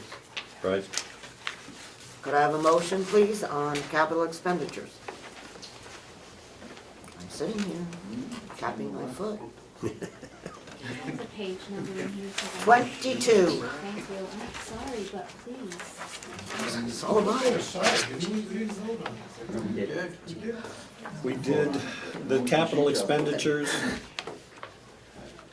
Representative Cordelli. Thank you, Madam Chair. I would move capital expenditures line item reduced to 0 from $80,000. So you're moving 0. Everybody on? New motion. For discussion, I would be happy to second the motion. I believe that was the motion before we went into convention. It was. That's correct. That was the outcome. Mhm. Yep. No, I'm sorry, but, You only my- voted on the 80,000. My notes say that we, the motion was to approve capital expenditures of $80,000. And it went And down, And it went down to It the went feet. down, and so now we have a new motion coming up in which is convention. 0, Okay. because that's what happened. So I thought, never mind then, fine. What? What's your question? I withdraw my question. You don't have to.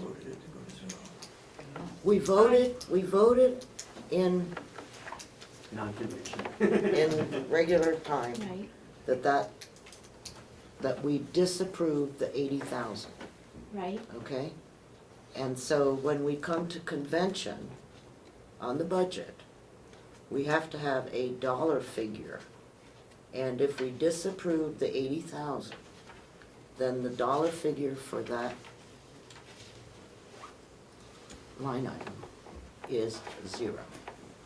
but you've been telling me all along that when we go into convention, it's to ratify the votes that we made before. And that's The it. vote was that we did not want to fund that line item to 80,000. So why You can That's- change do it. we? Okay, but we're skipping over that vote, but it's No, we're okay not. with me, we're gonna straighten this out at another time.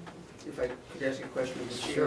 Sure. If we were we were against the removing of that line item, that appropriation, we could vote against this motion in convention, correct? Absolutely. Thank you. If I could, Yes. Go ahead. if I could, we are not finished with the process, so if the representative wanted a future date to bring a number back in, it would be acceptable. Madam Chair, Yes. is it not correct that if you go to zero, that line item is erased from the machines? That it's better to leave $1 in there so that the line item Not stays? necessarily. You No. don't have to erase it. That's a choice I think you can make. But, Move the question. is there any other comments? All right. The motion is to have the capital expenditure line at 0. Representative Avellino. Yes. Representative Bucco. Yes. Representative Butler, no. Representative Comeau. Yes. Representative Cordelli. No. Representative McCarthy. Yes. Representative McConkey. Yes. Representative Nelson. No. Representative Schmidt. No. Representative Ticehurst. No. Representative Wright. Yes. Representative Umberger. No. 1, 2, 3, 4, 5, 6. 1, 2, 3, 4, 5. The motion fails.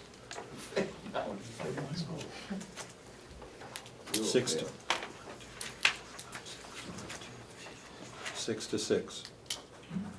Still fails.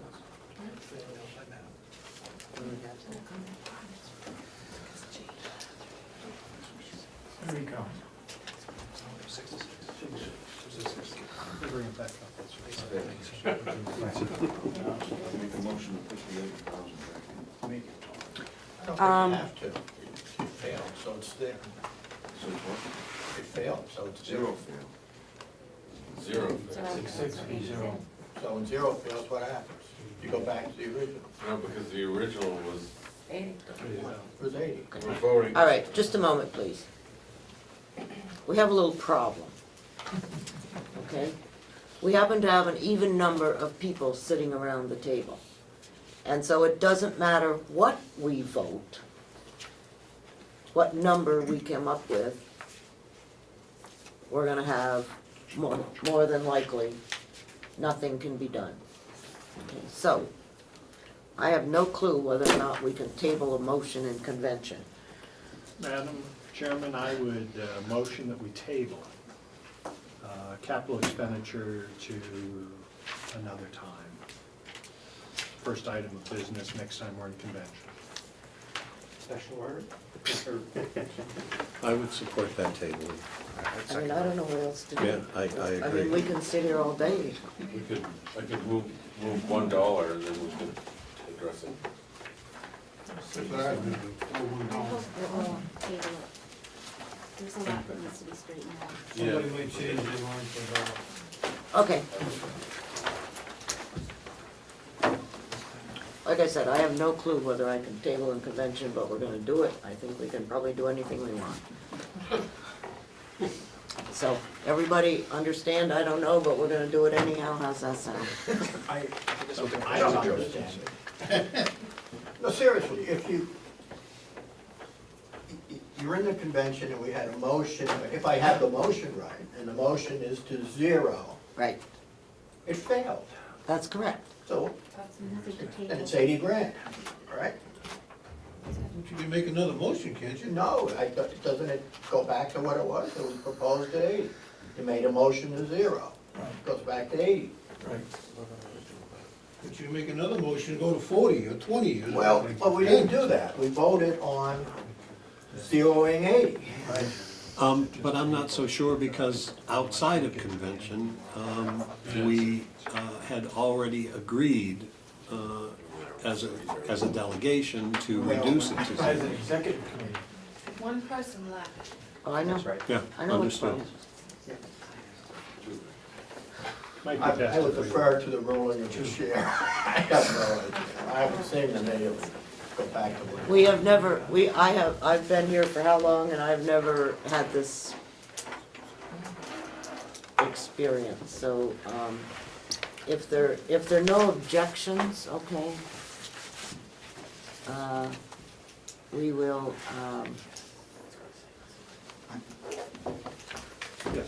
but I don't wanna table this so that the only place we can discuss it is in convention, and that if I'm tabling it in convention, so the only way we can discuss it is in convention. That's true. Would reconsider be the same?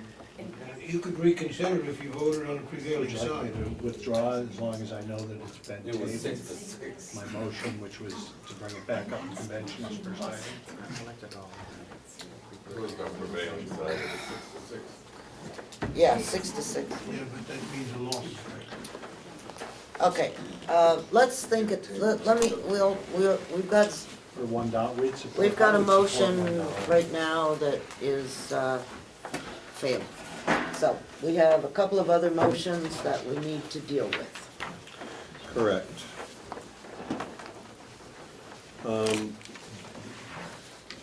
We have, well, but Oh, let's do the all revenue. of the, yeah, all of the other revenue pieces, the treasurer's budget. Can we do voice votes on these and just go through them? We did, we took care of everything. Yeah. So the treasurer's, yeah, Everything is taken care of now, except for capital expenditure, on the expenditure side. Okay? On the revenue side, we need to, Did we vote on the convention? that was part of Okay, just one. the general motion. Thank you.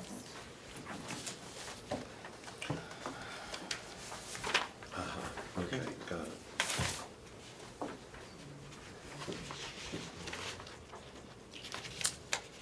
Someone want to make a motion on the sheriff's revenue, please? I would move sheriff's revenue budget to be $251,320. Second? Second. All those in favor? Aye. Opposed? Could I have a motion on the registry of deeds income? I move registry of deeds, $725,000. Second? All in favor? Aye. I move jail and house corrections income. Might be consistent, I voted no Oh, did we have a no vote on that? on registry. Okay. So that was 11 to 1. I'm sorry. Excuse me. I move jail and house correction income at $87,134. Second. Second. Second. All in favor? Aye. Opposed? I move farm income at $87,500. Do I have a second? Second. All those in favor? Aye. Opposed? Did you skip over maintenance, right? Withdrew that. I move other revenue at 0. How about the interest? Interesting. Interest income first? I move interest income at 0. Thank you. Second. Thank you. All in favor? Aye. Other revenue? I move other revenue at 0. Second. All in favor? Aye. Nursing home? I move that $11,938,679. Second? Okay. Did we have a, We did have a split vote on okay, this. so let's take it. Okay. The revenue line on the nursing home at 11,938,679. Representative Avellino. Yes. Representative Bucco. Yes. Representative Butler, yes. Representative Comeau. No? Representative Cordelli. No. Representative McCarthy. Yep. Representative McConkey. Yes. Representative Nelson. Yes.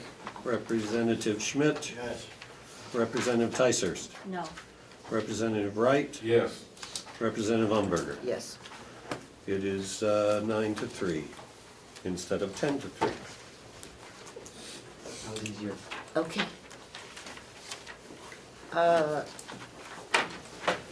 We have a couple more motions. The contracts. To approve the sheriff's union contract. Do I have a second? Second. That was That was Yep, unanimous. was, it was unanimous. Okay. All those in favor of approving the sheriff's contract? Aye. Opposed? And to approve the jail contract as negotiated. Second. All right, all those in favor? Right? Aye. Opposed? Okay, is there anything else that we've missed? Yes, The we, legal costs for the commission. yes. Thank you. To pay $5,992.50 in legal costs for the commissioners. That was contested.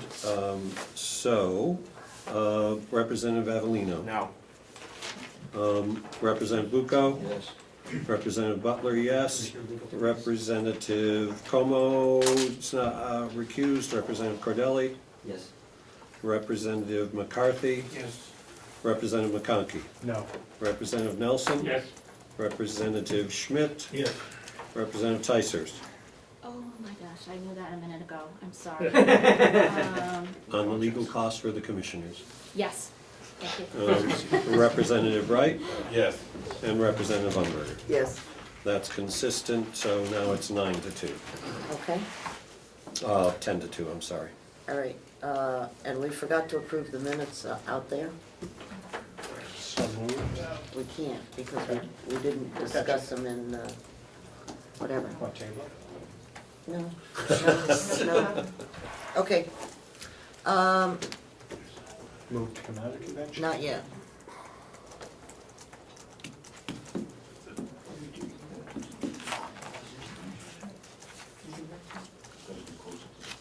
Oh, yeah, we need to do that. The nursing home contract. Yeah, but it's still a motion. Still with the vote, right?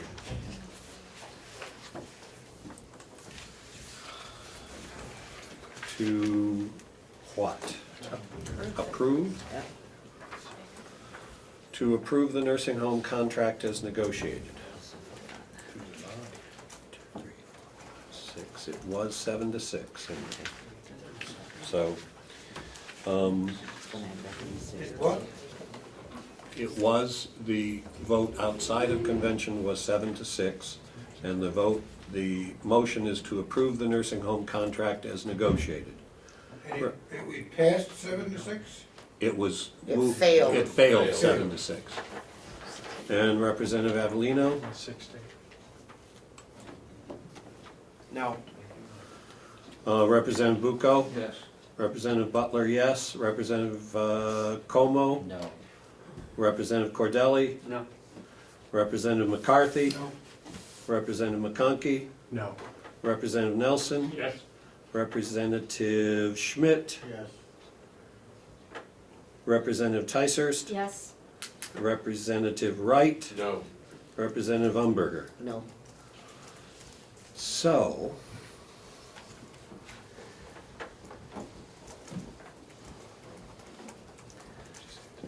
we have 1, 2, 3, 4, 5, 6. 6-6. Motion fails. Mhm. You've gotten yes. Ah, and you voted no. Yes, on the convention. I'm sorry. It's okay. So it is 7-5 Which way? so which way? against the contract. Madam Chair, did we have a motion to create the subcommittee for the non-union wage or not? We just created it. Yes. yeah. Report, yes, yes and no. We just created it. Thank you. Okay. Would it be time to come out of convention? I don't know, just relax. I'm hungry. Well, thank you. You guys have been the ones doing all the talking. Is there any other motions that we need to consider? I don't see any more. I don't know of any. Okay. I have forums with Representative Merrill on them. I guess we'll just have to, whatever, I'll just, we'll figure out what we're gonna do next time on the 80,000. The convention said no, so to 0. We'll have to look at it without any action in conventions. Okay, I will take a motion to come out of convention. So moved. Only second. Okay, all in favor? Aye. Okay, opposed? All right. Could, the draft minutes for our last meeting was, when was our last meeting? February 20th. Okay, could I have a motion to approve the minutes, the draft minutes? So moved, as Second. distributed? Second? Second. All in favor? Aye. Could I have a motion to go back I into would move to convention? go into convention. Madam Second? Chairman. Second. Thank you. All in favor? Opposed? Okay, could I have a motion Move to accept the minutes as distributed? Thank you. Second. Second? All those in favor? Aye. Could I have a motion to come Madam out? Chairman, make a motion to come out of convention? Second? Thank you. All those in favor? Aye. Okay. Public comments. Yes. Just for your knowledge, Chiefs of Police meeting this past week, just want to pass it on to you. There's a New Hampshire Heroin Summit on overdose, truth and hope and solutions, is on April 10th from 9:30 a.m. to 4 p.m. at Wentworth Douglas Hospital. As you know, the heroin has exploded in this area. The Chiefs of Police are really trying to combat it, but we invite the delegation, and I'll invite the commissioners to attend this, and we're going to try to put on more trainings around the area so we can combat this collectively as a community. There was just What is it gonna be? It'll be on April 10th from 9:30 a.m. to 4 p.m. at Wentworth Douglas Hospital. There was just reported this morning in the Conway Sun of a young lady, 23 years old, that overdosed on. We've lost several, lost two babies this past year related to the heroin, and several other people have been lost. I think we have to plead with folks. If you've got a problem, you need to find somebody to help you. That's what summit's about. There is nothing in the community right now. There's not a lot. So some of this is bringing to attention of the delegation and commissioners about working together, how we're gonna. What time again is it? 10:30. Yeah, it's a problem. There are substance abuse counselors, but not a lot of them. Yes? To add to that, there are substance abuse counselors, but not a lot of them, and also we're not funding the programs that we need for prevention, treatment, and recovery. But there are many people that have expanded Medicaid as well as their own health insurance that does provide substance abuse counseling. But I won't disagree that we could probably spend all the money in the world and not necessarily solve the problem. But We're not gonna That get would anywhere not with be this a problem. statement that you would agree or disagree with me on, because that's not my statement. I know, Okay. I'm not. I'm agreeing with you that there are problems on the financial side. Yes, Representative Gray.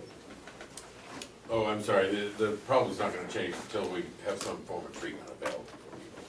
Treatment and education are really the keys to these issues. I concur wholeheartedly. Okay, there were several people that wanted to speak about something or other before we went into convention, and If I might, I would just like to ask for additional information. I think that maybe it was even in our subcommittee, we had requested information on encumbrances. and we received it. Right, I would, there was one security upgrade for the Mountain View Nursing Home that still has almost $27,000 encumbered. So maybe, at our next meeting. Well, I think Howie's here, so he could tell us what's going on with that. That'd be great. That work is underway. We did a very thorough process getting requests for proposal, but that work has been let, and it's should be completed by the contractor tells us by the end of March, for the next 2 weeks. Great. Thank you. Okay, I have a question. you, if you will, Where are we gonna get the money to pay the commissioner's attorney's fees? out of the, what you passed for the attorney fees, out of the $18,000. That's where it's gotta come from. Okay. Okay, anything else for the good of the order? When's next meeting? Oh, yes, the next meeting. Representative McConkey, will you be available on the 20th? Thank you, let me just check.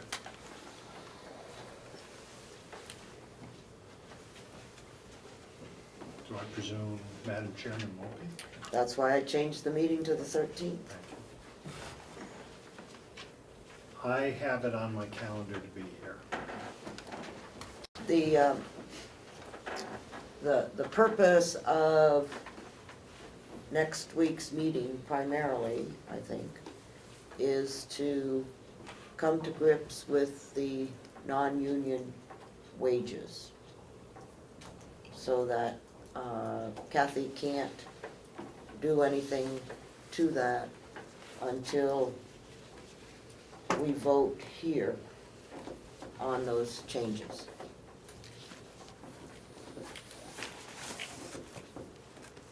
So I think hopefully it would be a relatively quick meeting. And then we would have to follow it up by a meeting on the 27th for final. Right? Representative Butler has a question? Yes, but we had some down at the other end of the table first. Representative Wright. Thank you, Madam Chairman. Before we put the subcommittee together and start discussing it, one of the things that occurs to me is that we have two situations to deal with. One is the two contracts that were approved. Are we actually gonna address those non-union wages, or are we just focused on the nursing home? Okay. First of all, anyone that is non-union falls under what the commissioners have recommended. Whether it's in the jail, whether it's in the nursing home, or whether it's on the staff. Okay. Okay? So that, the union contract has no effect on the non-union people. Okay, that's a separate and distinct action by the commissioners. Right? Yes. Can I ask? Yes, Representative Nelson. Do we have to work on the nursing home budget to approve a budget? Oh, yes.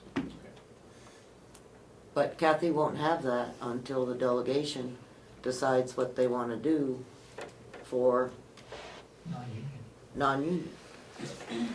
Basically, what we will do at this point is go back to the commissioner's budget for the nursing home, minus what you've taken out. I guess that's all in. Yeah, I just, the union contract for the nursing home was in the commissioner's budget. Oh, it was. So first, I will have to take that out. And then I will have to put back in the insurance costs as what they will be, based on what it is right now, not the new rate. So that will have to go back in. And then any of the other adjustments that they made in subcommittee for the nursing home. And, yeah. So any raises that would come for the people under the union contract, if that was agreed upon, when will we do that and add that money in? Whenever the union contract's renegotiated. And relative to that, how will that process be done? How soon do you think it can begin? It can't begin until such time. Until such time as the delegation agrees to how much we want to raise the salary of the non-union people. Now, taking the union contract out of the nursing home, okay, she can begin that process.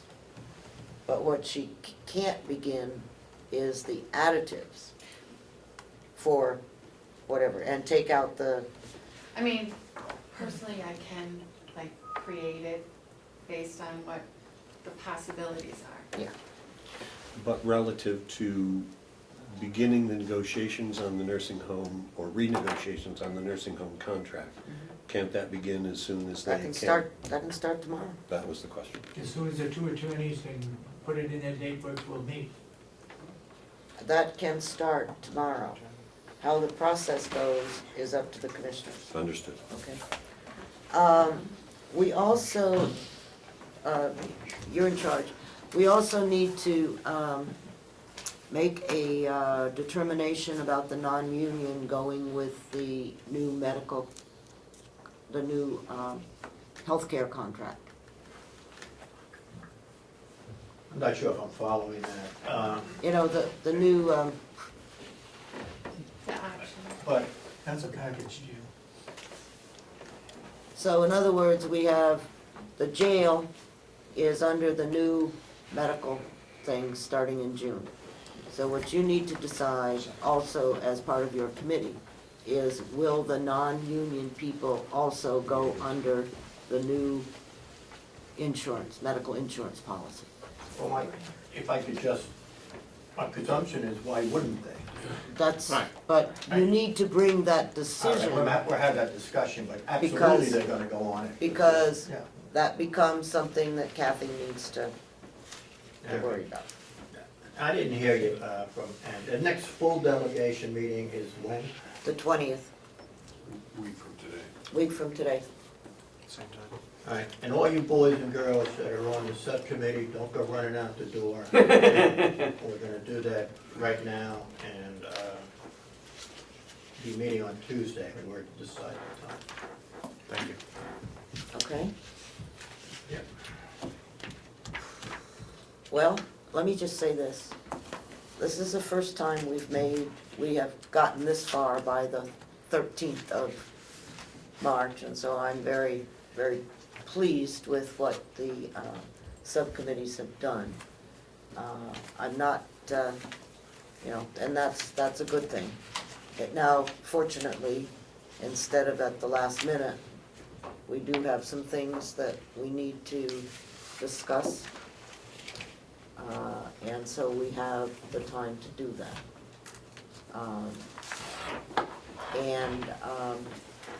We will probably have to meet on the, if you can, I guess I should say, if you can get revenue and all of the budgets agreed to next week, okay, on the 20th, then we could just take that information from Kathy on the Wednesday, whatever that Wednesday is, and just meet in Concord to approve the budget.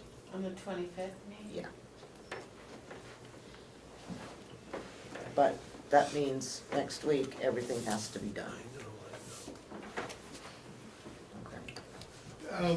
Commissioner Sorensen, the non-union workers, no matter where they are, do they have an alternative other than the medical insurance that's in the contracts? They got the choice of staying where they are or going with the new one. I believe they're gonna stay where they are because, Wait a second. The non-union aren't going to have that choice, well, okay? that's to be discussed, I think. Well, that's part of your discussion. That was a deal to get the insurance, they would get. That was a deal for the union contract. That was a deal with the commissioners, with the non-public. Okay, well, you didn't tell us that. Well, You didn't tell me you made a deal. If the county has a cheaper one, they can't go in there, they have the option of taking a more expensive No, one that the that union- that's what the commissioners are suggesting. Okay? That's why you need to discuss. The policy may not be offered if it doesn't include everybody. That's not true. I've already asked that question. Good. Because we've got the jail one. Madam Chairman? Yes, Commissioner Sorensen just spoke. I can't hear you. non-public minutes? We don't have any non-public minutes. He spoke that there was a deal made in. He meant to say public, the people of the public, not non-public minutes, correct? Right. I'm sorry, You didn't mean to say non-public. You meant to say non-union. You meant to say non-union. non-union. Yeah. You misspoke. The reason I asked that question, Madam Chair, is because I talked to the the head of the jail. jail. And he assured me that the non-union, they don't have to be union members, and they do not have to pay a fee.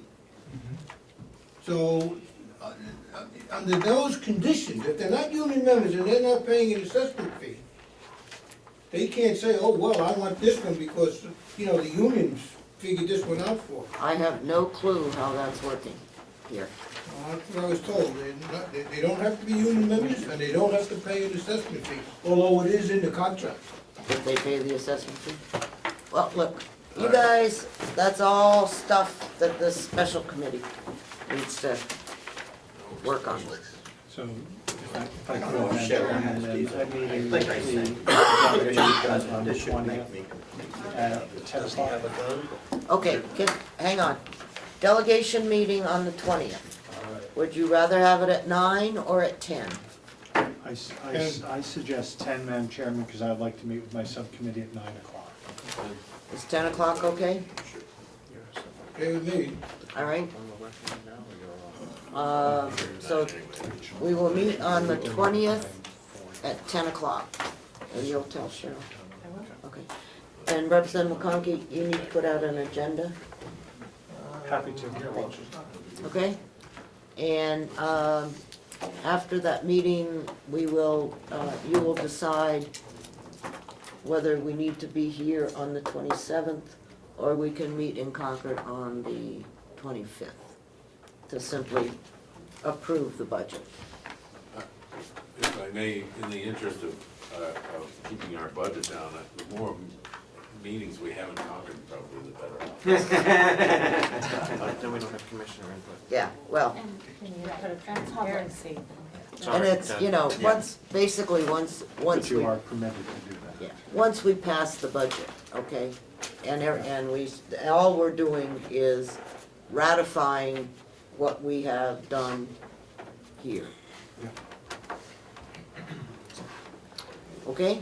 And that's, but no, I do not encourage people to have meetings in Concord, either regular meetings or subcommittee meetings. You do not. I do not. What about caucuses?